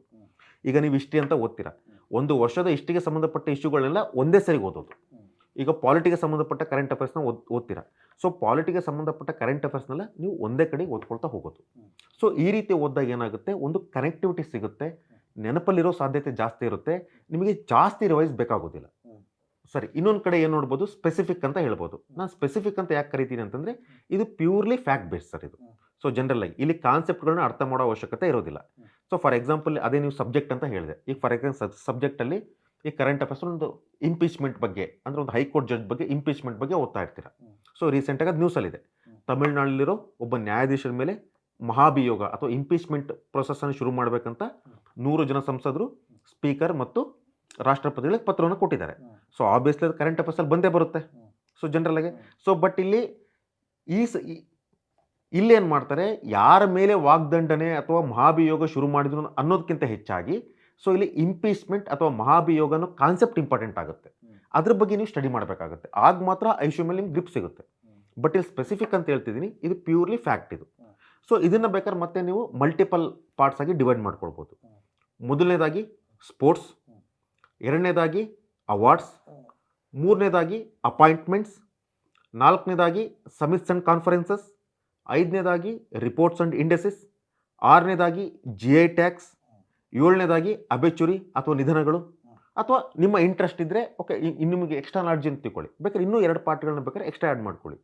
ಸೊ ಈಗ ಫಾರ್ ಎಕ್ಸಾಂಪಲ್, 1 ವರ್ಷಕ್ಕೆ ಸಂಬಂಧಪಟ್ಟ ಇಂಪಾರ್ಟೆಂಟ್ ಅಪಾಯಿಂಟ್ಮೆಂಟ್ಸ್ ಏನಾಗಿದ್ದಾವೆ ಅದನ್ನೆಲ್ಲ ನೀವು ಒಂದೇ ಕಡೆಗೆ ನೋಡಿಕೊಂಡಾಗ ಆಬ್ವಿಯಸ್ಲಿ ಎಕ್ಸಾಮ್ ಹಾಲಲ್ಲಿ ನೆನಪಾಗೋ ಸಾಧ್ಯತೆ ಜಾಸ್ತಿ ಇರುತ್ತೆ. ನೆನಪಾಗದೇ ಇದ್ದರೂ 4 ಆಪ್ಷನ್ ಕೊಟ್ಟಾಗ ನೆನಪಾಗೋ ಸಾಧ್ಯತೆ ಇನ್ನೂ ಜಾಸ್ತಿ ಇರುತ್ತೆ. ಸರ್, MCQs ಬೆಸ್ಟ್ ಪಾರ್ಟ್ ಏನು ಗೊತ್ತಾ, ಕ್ವಶನ್ ಅವರೇ ಕೊಟ್ಟಿರ್ತಾರೆ, ಆನ್ಸರ್ ಅವರೇ ಕೊಟ್ಟಿರ್ತಾರೆ. ಸೊ ಬಟ್ ಇಲ್ಲಿ ಏನಾಗುತ್ತೆ ಅಂತಂದರೆ, ಒಂದು ಆನ್ಸರ್ ಕೊಡೋ ಜಾಗದಲ್ಲಿ 4 ಆನ್ಸರ್ ಕೊಡ್ತಾರೆ. ಸೊ ಇದು ಇಂಪಾರ್ಟೆನ್ಸ್ ಏನು ಅಂತಂತಂದರೆ, ನೀವು ಓದಿದ್ದೆಲ್ಲದು ನಿಮ್ಗೆ ನೆನಪಿರಬೇಕು ಅಂತೇನಿಲ್ಲ, ಫೆಮಿಲಿಯರ್ ಇದ್ದರೆ ಸಾಕು. ಈಗ ಫಾರ್ ಎಕ್ಸಾಂಪಲ್, ಈಗ ಬಿಟ್ಟ ಸ್ಥಳ ತುಂಬಿರಿ ಅಂತ ತಿಳ್ಕೊಳ್ಳಿ. ಒಂದು ಕ್ವಶನ್ ಕೊಟ್ಟು 4 ಆಪ್ಷನ್ ಕೊಟ್ಟು ನೀವೇ ಬರೀಬೇಕು ಒಂದು ಆನ್ಸರು, ಅವಾಗ ಖಂಡಿತ ಕಷ್ಟ ಆಗುತ್ತೆ. ಬಟ್ ಕ್ವಶನ್ ಅವರೇ ಕೊಟ್ಟು 4 ಆಪ್ಷನ್ ಅವರೇ ಕೊಟ್ಟು ನಿಮ್ಮ ಚೂಸ್ ಮಾಡಿ ನೀವು ಒಂದು. ಸೊ ಅದಕ್ಕೋಸ್ಕರ ಯಾವಾಗಲೂ ಹೇಳ್ತಾ ಇರ್ತೀನಿ, ಸೊ ಎಕ್ಸಾಮ್ ಹತ್ರ ಬಂದಾಗ ಯಾವತ್ತೂ ನೆನ್ಪಿಟ್ಕೊಳ್ಳಿ, ಕ್ವಶನ್ ಅವರೇ ಕೊಡ್ತಾರೆ, ಆನ್ಸರ್ ಅವರೇ ಕೊಡ್ತಾರೆ, ನಿಮ್ಮ ಕೆಲಸ ಏನು ಹುಡುಕೋದಷ್ಟೇ, ಎಲ್ಲದೂ ನೆನಪು ಮಾಡ್ಕೊಳ್ಳೋದಲ್ಲ ಅಂತಂತಂದು. ಸರ್, ಇನ್ನು ಕೊನೆಯದಾಗಿ ನಾವು ಮೆಂಟಲ್ ಎಬಿಲಿಟಿಯಲ್ಲಿ ಮತ್ತೆ ನಾವು 4 ಪ್ರಮುಖ ವಿಭಾಗಗಳನ್ನ ನೋಡ್ಬೋದು. ಮೊದಲನೇದಾಗಿ ಕ್ವಾಂಟಿಟೇಟಿವ್ ಆಪ್ಟಿಟ್ಯೂಡ್, ಎರಡನೇದಾಗಿ ಡಾಟಾ ಇಂಟರ್ಪ್ರಿಟೇಷನ್, ಮೂರನೇದಾಗಿ ವರ್ಬಲ್ ರೀಸನಿಂಗ್ ಮತ್ತು ನಾಲ್ಕನೇದಾಗಿ ನಾನ್ ವರ್ಬಲ್ ರೀಸನಿಂಗ್. ಸೊ ಇಲ್ಲಿಂದ ನಾವು ಕನಿಷ್ಠ 10 ಕ್ವಶನ್ಗಳನ್ನು ನಾವು ಎಕ್ಸ್ಪೆಕ್ಟ್ ಮಾಡ್ಬೋದು. ಸರ್, ಒಟ್ಟಾರೆಯಾಗಿ ನೋಡೋದಾದ್ರೆ ಸಬ್ಜೆಕ್ಟ್ ಅನ್ನೋ ಪಾರ್ಟಿಂದ 60 ಕ್ವಶನ್ಗಳು, ಸಬ್ಜೆಕ್ಟ್ ಪ್ಲಸ್ ಅನ್ನೋ ಪಾರ್ಟಿಂದ 10 ಕ್ವಶನ್ಗಳು, ಕರೆಂಟ್ ಅಫೇರ್ಸ್ ಪಾರ್ಟಿಂದ 20 ಕ್ವಶನ್ಗಳು, ಮೆಂಟಲ್ ಎಬಿಲಿಟಿ ಪಾರ್ಟಿಂದ 10 ಕ್ವಶನ್ಗಳು. ಇದು ಒಟ್ಟಾರೆಯಾಗಿ ಸಿಲೆಬಸ್. ಓಕೆ ಸರ್, ಇವಾಗ ಸಿಲೆಬಸ್ ಅರ್ಥ ಮಾಡ್ಕೊಂಡ್ಮೇಲೆ ನಮಗೆ ಅಂದರೆ ಏನು ಓದಬೇಕು ಏನು ಓದಬಾರ್ದು ಅಂತ ಗೊತ್ತಾದ ಮೇಲೆ ನಾವು ಓದೋಕ್ಕಿಂತ ಮುಂಚೆ PYQs ಅನಲೈಸ್ ಮಾಡ್ಬೇಕಾ, ಓದಿದ್ದಾದ್ಮೇಲೆ PYQs ಅನಲೈಸ್ ಮಾಡ್ಬೇಕಾ? ಸೊ ಅದಕ್ಕೆ ಉತ್ತರ, ನೀವು ಓದೋದಕ್ಕಿಂತ ಮುಂಚೆ PYQs ಅನಲೈಸ್ ಮಾಡಿದರೆ ಉತ್ತಮ. ಯಾಕಂದರೆ ಪ್ರೀವಿಯಸ್ ಇಯರ್ಸ್ ಕ್ವಶನ್ಸ್ ಯಾಕೆ ಇಂಪಾರ್ಟೆಂಟ್ ಆಗುತ್ತೆ ಅಂತಂದರೆ, ಒಂದು ಕ್ವಶನ್ ಪೇಪರ್ ನೇಚರ್ ಯಾವ ರೀತಿ ಇದೆ, ಎಕ್ಸಾಮಿನರ್ ಮೈಂಡ್ಸೆಟ್ ಏನು, ಸೊ ಕ್ವಶನ್ ಪೇಪರ್ ಟ್ರೆಂಡ್ ಯಾವ ರೀತಿ ಬದಲಾಗ್ತಾ ಇದೆ, ಯಾವ ಸಬ್ಜೆಕ್ಟ್ ಮೇಲೆ ಜಾಸ್ತಿ ಫೋಕಸ್ ಮಾಡ್ತಾ ಇದ್ದಾರೆ, ಮತ್ತು ಆ ಸಬ್ಜೆಕ್ಟ್ ಒಳಗಡೆ ಮೇಜರ್ ಟಾಪಿಕ್ ಯಾವುದು, ಮೈನರ್ ಟಾಪಿಕ್ ಯಾವುದು. ಸೊ ವಿದ್ಯಾರ್ಥಿಗಳು ಓದಬೇಕಾದ್ರೆ, ಎಸ್ಪೆಷಲಿ ರಿವಿಷನ್ ಮಾಡಬೇಕಾದ್ರೆ ಯಾವ ಟಾಪಿಕ್ಗಳಿಗೆ ಮೇನ್ ಫೋಕಸನ್ನು ಮಾಡಬೇಕು, ನಿಮಗೆ ಪ್ರತಿಯೊಂದು ಗೊತ್ತಾಗೋದು ಪ್ರೀವಿಯಸ್ ಇಯರ್ಸ್ ಕ್ವಶನ್ ಮೂಲಕ. ಒಂದು ರೀತಿ ಪ್ರೀವಿಯಸ್ ಇಯರ್ ಕ್ವಶನ್ನು ಮತ್ತು ಸಿಲೆಬಸ್, ಒಂದು ರೀತಿ ಹೇಳಬೇಕಂತಂದರೆ ಸಿಲೆಬಸ್ ಮತ್ತು ಒಂದು ಪ್ರೀವಿಯಸ್ ಇಯರ್ಸ್ ಕ್ವಶನ್ಸ್ ಒಂದು ಮನೆಗೆ ಬುನಾದಿಯಾಗಿ ವರ್ಕ್ ಮಾಡುತ್ತೆ. ಸೊ ಫಾರ್ ಎಕ್ಸಾಂಪಲ್ ಸರ್, ಈಗ ನೀವು ಒಂದು ಮನೆ ಕಟ್ಸ್ತೀರಿ ಅಂತ ತಿಳ್ಕೊಳ್ಳಿ, ಫಸ್ಟ್ ಆಗಿಯೋದೇನು ನೀವು ಬುನಾದಿ. ಸೊ ಫೌಂಡೇಶನ್ ಎಷ್ಟು ಗಟ್ಟಿ ಇರುತ್ತೋ ಮನೆ ಸಹಿತ ಅಷ್ಟೇ ಭದ್ರ ಇರುತ್ತೆ. ನಿಮ್ಮ ಫೌಂಡೇಶನ್ನೇ ಭದ್ರ ಇಲ್ಲ ಅಂತಂತಂದರೆ ಮನೆ ನೀವು ಎಷ್ಟೇ ದೊಡ್ಡದಾಗಿ ಕಟ್ಟಿದ್ರು ಮನಸ್ಸಲ್ಲಿ ಒಂದು ಅಭದ್ರತಾ ಭಾವನೆ ಇದ್ದೇ ಇರುತ್ತೆ. ಸೊ ಆಬ್ವಿಯಸ್ಲಿ ಈಗ ಏನು ಟಾಪರ್ಸ್ ಯಾರು, ಈಗ ಜನರಲ್ಲ ನೀವು ಹೇಳಿದ್ರಿ, ಒಂದು ಕಡೆ ಕಂಟಿನ್ಯೂಸ್ ಎಕ್ಸಾಮ್ಗಳನ್ನ ಕ್ಲಿಯರ್ ಮಾಡ್ತಿರೋ ಆಸ್ಪಿರೆಂಟ್ಸು, ಇನ್ನೊಂದು ಕಡೆ ಎಷ್ಟು ವರ್ಷದಿಂದ ಪ್ರಿಪೇರ್ ಆಗ್ತಿದ್ರು ಕ್ಲಿಯರ್ ಆಗದಿರೋ ಆಸ್ಪಿರೆಂಟ್ಸ್ ನೀವೇನು ಹೇಳ್ತಿರಲ್ಲ, ಅದಕ್ಕೆ ಮೂಲ ಕಾರಣನೇ ಇವೆರಡು topic sir, syllabus, previous years questions. So ಯಾರು ಸಿಲೆಬಸ್ಸನ್ನು ಪ್ರೀವಿಯಸ್ ಇಯರ್ಸ್ ಕ್ವಶನ್ನ ನೀಟಾಗಿ ಅನಲೈಸ್ ಮಾಡ್ತಾ ಇಲ್ಲ, ಖಂಡಿತ ಈಗಿರೋ ಕಾಂಪಿಟೇಷನಲ್ಲಿ ಆಬ್ವಿಯಸ್ಲಿ ಇನ್ನೂ ಇಲ್ಲೇ ಉಳಿಯೋ ಸಾಧ್ಯತೆ ಜಾಸ್ತಿನೇ ಇರುತ್ತೆ. ಸರ್, ಇವಾಗ PYQs ಅನಲೈಸ್ ಮಾಡಿದ ಮೇಲೆ ಈಗ ಆಯಿತು, ಎಕ್ಸಾಮಿನೇಷನ್ ಪ್ಯಾಟರ್ನ್ ಬಗ್ಗೆ ಗೊತ್ತಾಯಿತು, ಟ್ರೆಂಡ್ ಬಗ್ಗೆ ಗೊತ್ತಾಯಿತು, ಯಾವ ರೀತಿ ಪ್ರಶ್ನೆಗಳು ಬರ್ತಾ ಇದೆ ಅಂತ ಗೊತ್ತಾಯಿತು, ಇದೆಲ್ಲ ಗೊತ್ತಾಯಿತು. ಈಗ ಏನು ಸ್ಟಡಿ ಮೆಟೀರಿಯಲ್ಸ್ ಓದಬೇಕು ಸರ್? ಸರ್, ಇದಕ್ಕೆ ನಾನೊಂದು ಪಾಯಿಂಟ್ ಆ್ಯಡ್ ಮಾಡೋಕ್ಕೆ ಇಷ್ಟಪಡ್ತೀನಿ. ನೀವು ಹೇಳಿರೋ ಇದಕ್ಕೆ ಏನು ಅಂತಂತಂದರೆ, ಫಾರ್ ಎಕ್ಸಾಂಪಲ್ ನಿಮ್ಗೆ ಸಿಲೆಬಸ್ ಗೊತ್ತಾಯಿತು, ಸಿಲೆಬಸ್ ಮೇಲೆ ಯಾವ ರೀತಿ ಕ್ವಶನ್ ಕೇಳ್ತಾರೆ ಅಂತಲೂ ಗೊತ್ತಾಯಿತು. ಈಗ ಅದಕ್ಕೆ ತಕ್ಕಾಗಿ ನೀವು ಓದ್ಕೊಳ್ಬೇಕು. ಈ ಕೊನೆ ಕ್ಷಣದಲ್ಲಿ ನೀವೇನು ಮಾಡಬೇಕು ಅಂತಂತಂದರೆ, ಸೊ ನೀವು ಯಾವ ಸಬ್ಜೆಕ್ಟನ್ನು ಓದ್ತಾ ಇದ್ರೆ ಅದು ಸಿಲೆಬಸ್ಸನ್ನು ತಗೊಳ್ಳಿ. ಸಿಲೆಬಸ್ಸನ್ನು ನೀವೇನು ಮಾಡಿ ಮೇಜರ್ ಚಾಪ್ಟರ್ಸ್ ಮತ್ತು ಮೈನರ್ ಚಾಪ್ಟರ್ಸ್ ಅಂತ ಡಿವೈಡ್ ಮಾಡ್ಕೊಳ್ಳಿ. ಇಲ್ಲಿ ನಾನು ನಿಮಗೆ ಒಂದು ಪಾಯಿಂಟ್ ಹೇಳೋಕ್ಕೆ ಇಷ್ಟಪಡೋದು ಏನು ಅಂತಂದರೆ 80/20 ರೂಲ್. 80/20 ರೂಲ್. ಈ 80/20 ರೂಲ್ ಜಗತ್ತಿನ ಎಲ್ಲ ಪರೀಕ್ಷೆಗಳಿಗೂ ಅಪ್ಲೈ ಆಗುತ್ತೆ. ಏನು ಸರ್ ಇದು 80/20 ರೂಲ್? 80/20 ರೂಲ್ ಸರ್ ಅಂತಂದರೆ 80% of the questions will come from 20% of the topics. Other 20% of the questions will come from 80% of the topic. ಒಂದು ಕಡೆ 10 ಕ್ವಶನ್ಗಳು 10 ಚಾಪ್ಟರಿಂದ ಬರುತ್ತೆ ಅಂತ ತಿಳ್ಕೊಳ್ಳಿ.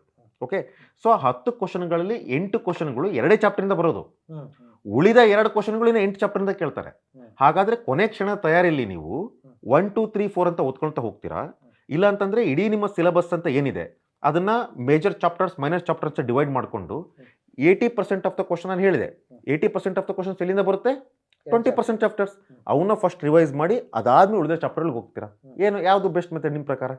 ಅದೇ ಈಗ 80% ಆಫ್ ದ ಕ್ವಶನ್ಸ್ ಎಲ್ಲಿ ಬರುತ್ತೋ ಆ 2 ಚಾಪ್ಟರ್ನ ಪರ್ಫೆಕ್ಟಾಗಿ ಓದೋದು. ಹೌದು, that is the best method. But ಇಲ್ಲಿ ಸ್ಟೂಡೆಂಟ್ಗಳು ಎಡುತ್ತಾ ಇದ್ದಾರೆ, ಒಂದು ಅನ್ರಿಯಲಿಸ್ಟಿಕ್ ಟಾರ್ಗೆಟನ್ನು ಇಟ್ಕೊಳ್ತಾರೆ. ಸೊ ಗಂಗಾಧರ್ ಪುಸ್ತಕ ತೊಗೊತಾರೆ, ಚಾಪ್ಟರ್ 1, ಚಾಪ್ಟರ್ 2, ಚಾಪ್ಟರ್ 3, ಚಾಪ್ಟರ್ 4 ಅಂತ ಹೋಗ್ತಾರೆ. ಇದು ತಪ್ಪು ಅಂತ ನಾನು ಹೇಳ್ತಿಲ್ಲ. ಇದನ್ನು ಯಾವಾಗ ಮಾಡಬೇಕು, ನೀವು ಎಕ್ಸಾಮ್ ಪ್ರಿಪ್ರೇಷನ್ ಸ್ಟಾರ್ಟ್ ಆದ್ಮೇಲೆ ಮಾಡಬೇಕು.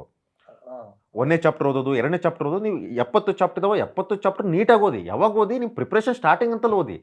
ನೀವು ಎಕ್ಸಾಮ್ ಹತ್ರ ಇದೆ, ನೀವು ರಿವಿಷನ್ ಮಾಡಬೇಕು, ಅವಾಗಲೂ ನೀವು 1ನೇ ಚಾಪ್ಟರ್, 2ನೇ ಚಾಪ್ಟರ್, 3ನೇ ಚಾಪ್ಟರ್ ಅಂತ ಓದ್ತೀರ ಅಂತಂದ್ರೆ ಅದು ನಿಮ್ಮ ಮೂರ್ಖತನ ಅಷ್ಟೇ.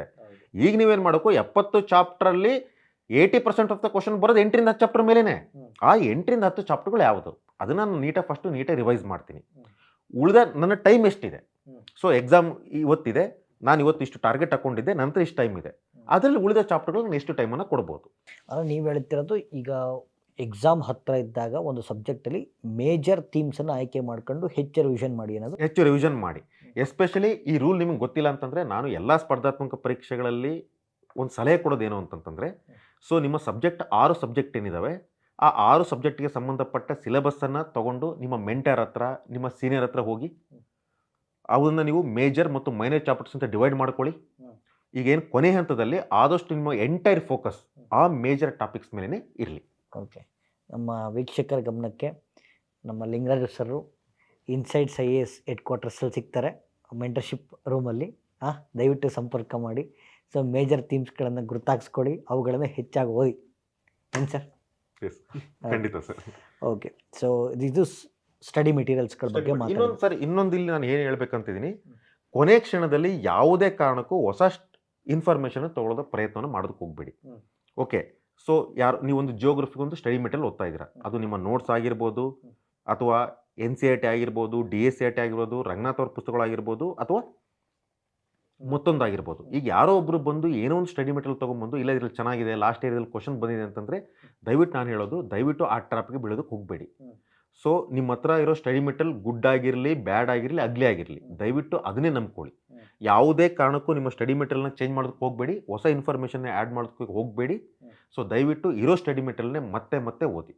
So read less, revise more. ಈಗ ಯಾವ ಸ್ಟಡಿ ಮೆಟೀರಿಯಲ್ ಉತ್ತಮ, ಯಾವ ಸ್ಟಡಿ ಉತ್ತಮ ಅಲ್ಲ, ಯಾವ ಬುಕ್ಸನ್ನು ಓದಬೇಕು, ಯಾವ ಬುಕ್ಸನ್ನು ಓದಬಾರ್ದು ಅನ್ನೋಕ್ಕಿಂತ ಹೆಚ್ಚಾಗಿ ನಿಮ್ಮಲ್ಲಿರೋ ಪುಸ್ತಕವನ್ನೇ ಮತ್ತೆ ಮತ್ತೆ ಮತ್ತೆ, ಸೊ ನಿಮ್ಮಲ್ಲಿರೋ ಸ್ಟಡಿ ಮೆಟೀರಿಯಲ್ನೇ ಮತ್ತೆ ಮತ್ತೆ ಮತ್ತೆ ಓದಿ, ಅದ್ರ ಮೇಲೆ ನಂಬಿಕೆ ಇಡಿ. ರೀಡ್ ಆ್ಯಂಡ್ ರೀಡ್ ಅಷ್ಟೇ. ಏನು ಓದ್ತಿರ್ತಾರೆ ಅದನ್ನೇ ಓದಿ, ಮತ್ತೆ ಮತ್ತೆ ಓದಿ, ಮತ್ತೆ ಮತ್ತೆ ಓದಿ. ಸರ್, ಇವಾಗ ಪರೀಕ್ಷೆಗಳನ್ನು ಹತ್ತಿರ ಇಟ್ಕೊಂಡು PYQಗಳನ್ನು ಬಿಡಿಸ್ತಕ್ಕಂಥದ್ದು ಎಷ್ಟು ಪರಿಣಾಮಕಾರಿಯಾಗಿರುತ್ತೆ ಸರ್? ಸರ್, ಇಲ್ಲಿ ಕೊನೆ ಕ್ಷಣದಲ್ಲಿ ನಿಮಗೆ ಸ್ಟಡಿ ಮೆಟೀರಿಯಲ್ಗಿಂತ ಹೆಚ್ಚಾಗಿ ಅತ್ಯಂತ ಪ್ರಮುಖ ಪಾತ್ರ ವಹಿಸೋದೆ ಪ್ರೀವಿಯಸ್ ಕ್ವಶನ್ಗಳು. ನೀವು ಎರಡು ದೃಷ್ಟಿಕೋನ ನೋಡ್ಬೋದು. ಒಂದು ಕಂಟೆಂಟ್ ಎನ್ರಿಚ್ಮೆಂಟ್, ಇನ್ನೊಂದು ಟು ಅಕ್ವೈರ್ ಸ್ಕಿಲ್ಸ್. ಕೊನೆಯ ಕ್ಷಣದಲ್ಲಿ ನಾನು ಹೇಳೋದೇನು ಅಂತಂದರೆ, ಸೊ ಕಂಟೆಂಟ್ ಎನ್ರಿಚ್ ಮಾಡ್ಕೊಳ್ಳೋದಕ್ಕೆ ಪ್ರೀವಿಯಸ್ ಕಡೆ ಗಮನ ಕೊಡಿ. ಫಾರ್ ಎಕ್ಸಾಂಪಲ್, ಸರ್ ಈಗ ನಾನು ಪಾಲಿಟಿ ವೀಕ್ ಇದ್ದೀನಿ, ಪಾಲಿಟಿನ ಅನ್ಕೊಂಡಾಗ ಓದಿಲ್ಲ. ಸೊ ನೀವು ಜಸ್ಟ್ ಏನು ಮಾಡಿ ಅಂತಂದರೆ, ಪಾಲಿಟಿಗೆ ಸಂಬಂಧಪಟ್ಟ ಹಾಗೆ ಇಲ್ಲಿವರೆಗೂ ಲಾಸ್ಟ್ 20 ಇಯರ್ಸಲ್ಲಿ ಅಥವಾ 30 ಇಯರ್ಸಲ್ಲಿ ಏನೇನು ಕ್ವಶನ್ಗಳು ಕೇಳಿದ್ದಾರೆ ಬೇರೆ ಬೇರೆ ಎಕ್ಸಾಮ್ಗಳಲ್ಲಿ, ಅದು ಬೋತ್ ಸ್ಟೇಟ್ ಲೆವೆಲ್ ಆಗಿರ್ಬೋದು, ಸೆಂಟ್ರಲ್ ಆಗಿರ್ಬೋದು, ಎಲ್ಲದನ್ನೂ ತಗೊಳ್ಳಿ. ಆಬ್ವಿಯಸ್ಲಿ ನೀವು ಯಾವ ಆರ್ಗನೈಸೇಷನ್ ನಡೆಸೋ ಎಕ್ಸಾಮ್ ಪ್ರಿಪೇರ್ ಆಗ್ತಿದ್ರು, ಅದೇ ಆರ್ಗನೈಸೇಷನ್ 20 ಇಯರ್ಸಿಂದ ಕೇಳಿರೋ ಕ್ವಶನ್ಗಳೆಲ್ಲ ನಿಮ್ಮ ಕೈಲಿದ್ದಾವೆ ಇವಾಗ. ಸೊ ನೀವೇನು ಮಾಡಿ, ಆ ಕ್ವಶನ್ಗಳಿಗೆ ಆನ್ಸರ್ ಸಾಲ್ವ್ ಮಾಡೋದಕ್ಕಿಂತ ಹೆಚ್ಚಾಗಿ ಏನು ಮಾಡಿ, ಕ್ವಶನ್ಗಳಿಗೆ ಆನ್ಸರ್ ಡೈರೆಕ್ಟಾಗಿ ನೋಡ್ಕೊಳ್ತಾ ಹೋಗಿ, ನಿಮ್ಮ ಕಂಟೆಂಟನ್ನು ಎನ್ರಿಚ್ಮೆಂಟ್ ಮಾಡ್ಕೊಳ್ತಾ ಹೋಗಿ, ಪ್ರಶ್ನೆ ಪತ್ರಿಕೆಗಳನ್ನೇ ಅಧ್ಯಯನ ಮಾಡ್ತಾ ಹೋಗಿ, ಪ್ರಶ್ನೆ ಪತ್ರಿಕೆಗಳನ್ನ ಅಧ್ಯಯನ ಮಾಡ್ಕೊಳ್ತಾ ಹೋಗಿ. That is the best method. ಕೊನೆ ಹಂತದಲ್ಲಿ ನಾನು ಹೇಳ್ತಾ ಇರೋದು, ನಿಮ್ಮ ಹತ್ರ ಇರೋ ಕಂಟೆಂಟ್ ಎಲ್ಲ ಕ್ವಾಲಿಟಿ ಕಂಟೆಂಟೇ. ಸೊ ಅಲ್ಲಿ ಯಾವುದು ಜೊಳ್ಳು ಅಂತ ಏನೂ ಇಲ್ಲ. ಓಕೆ, ಸರಿ ಸರ್. ಈಗ ಕೊನೆಯ ಹಂತದಲ್ಲಿದ್ದಾಗ ನಾವು ಟೆಸ್ಟ್ ಸೀರೀಸ್ಗಳನ್ನು ಬರೀಲೇಬೇಕು ಅಂತ ನಾವು ನಂಬಿರ್ತಕ್ಕಂಥ ಸಂಗತಿ, ಬರೀಲೇಬೇಕಾ ಸರ್? ಸರ್, ನನ್ನ ಉದ್ದೇಶ ಏನು ಅಂತಂದರೆ, ನೀವು ಪ್ಯೂರ್ಲಿ ಮಾರ್ಕ್ಸ್ ದೃಷ್ಟಿಯಿಂದ ನೋಡ್ತಾ ಇದ್ದೀರಾ. ಮಾರ್ಕ್ಸ್ ಕಡಿಮೆ ಬಂತು ಅಂದರೆ ನಿಮಗೆ ಗಾಬರಿ ಆಗ್ತಾ ಇದೆ. ಎರಡನೇದಾಗಿ ಟು ಅಕ್ವೈರ್ ಸ್ಕಿಲ್ ಅಂತ ನಾನು ಹೇಳಿದೆ. ಬಟ್ ಈ ಕೊನೆಯ ಕ್ಷಣದಲ್ಲಿ ಸೊ ಸ್ಕಿಲ್ಲನ್ನು ಅಕ್ವೈರ್ ಮಾಡ್ಕೊಳ್ಳೋದಕ್ಕೆ ಪ್ರೀವಿಯಸ್ ಕ್ವಶನ್ ಹೆಚ್ಚಾಗಿ ಟೆಸ್ಟ್ ಸೀರೀಸ್ ಮೇಲೆ ಡಿಪೆಂಡ್ ಆಗೋದು ಬೆಸ್ಟ್ ಸರ್ ನಾನು ಕೇಳಿದರೆ. So last is test series. ಹೆಂಗೆ ಸರ್, ಈಗ ಟೆಸ್ಟ್ ಸೀರೀಸ್ ಮುಖಾಂತರ ಸ್ಕಿಲ್ಸನ್ನು ಅಕ್ವೈರ್ ಮಾಡ್ಕೊಳ್ಳೋದು ಹೆಂಗೆ ಸರ್? ಸೊ ಟೆಸ್ಟ್ ಸೀರೀಸ್ ಅಂತ ಹೇಳ್ತೀರಿ ಸರ್, ಹೆಂಗೆ ವರ್ಕ್ ಆಗುತ್ತೆ test series?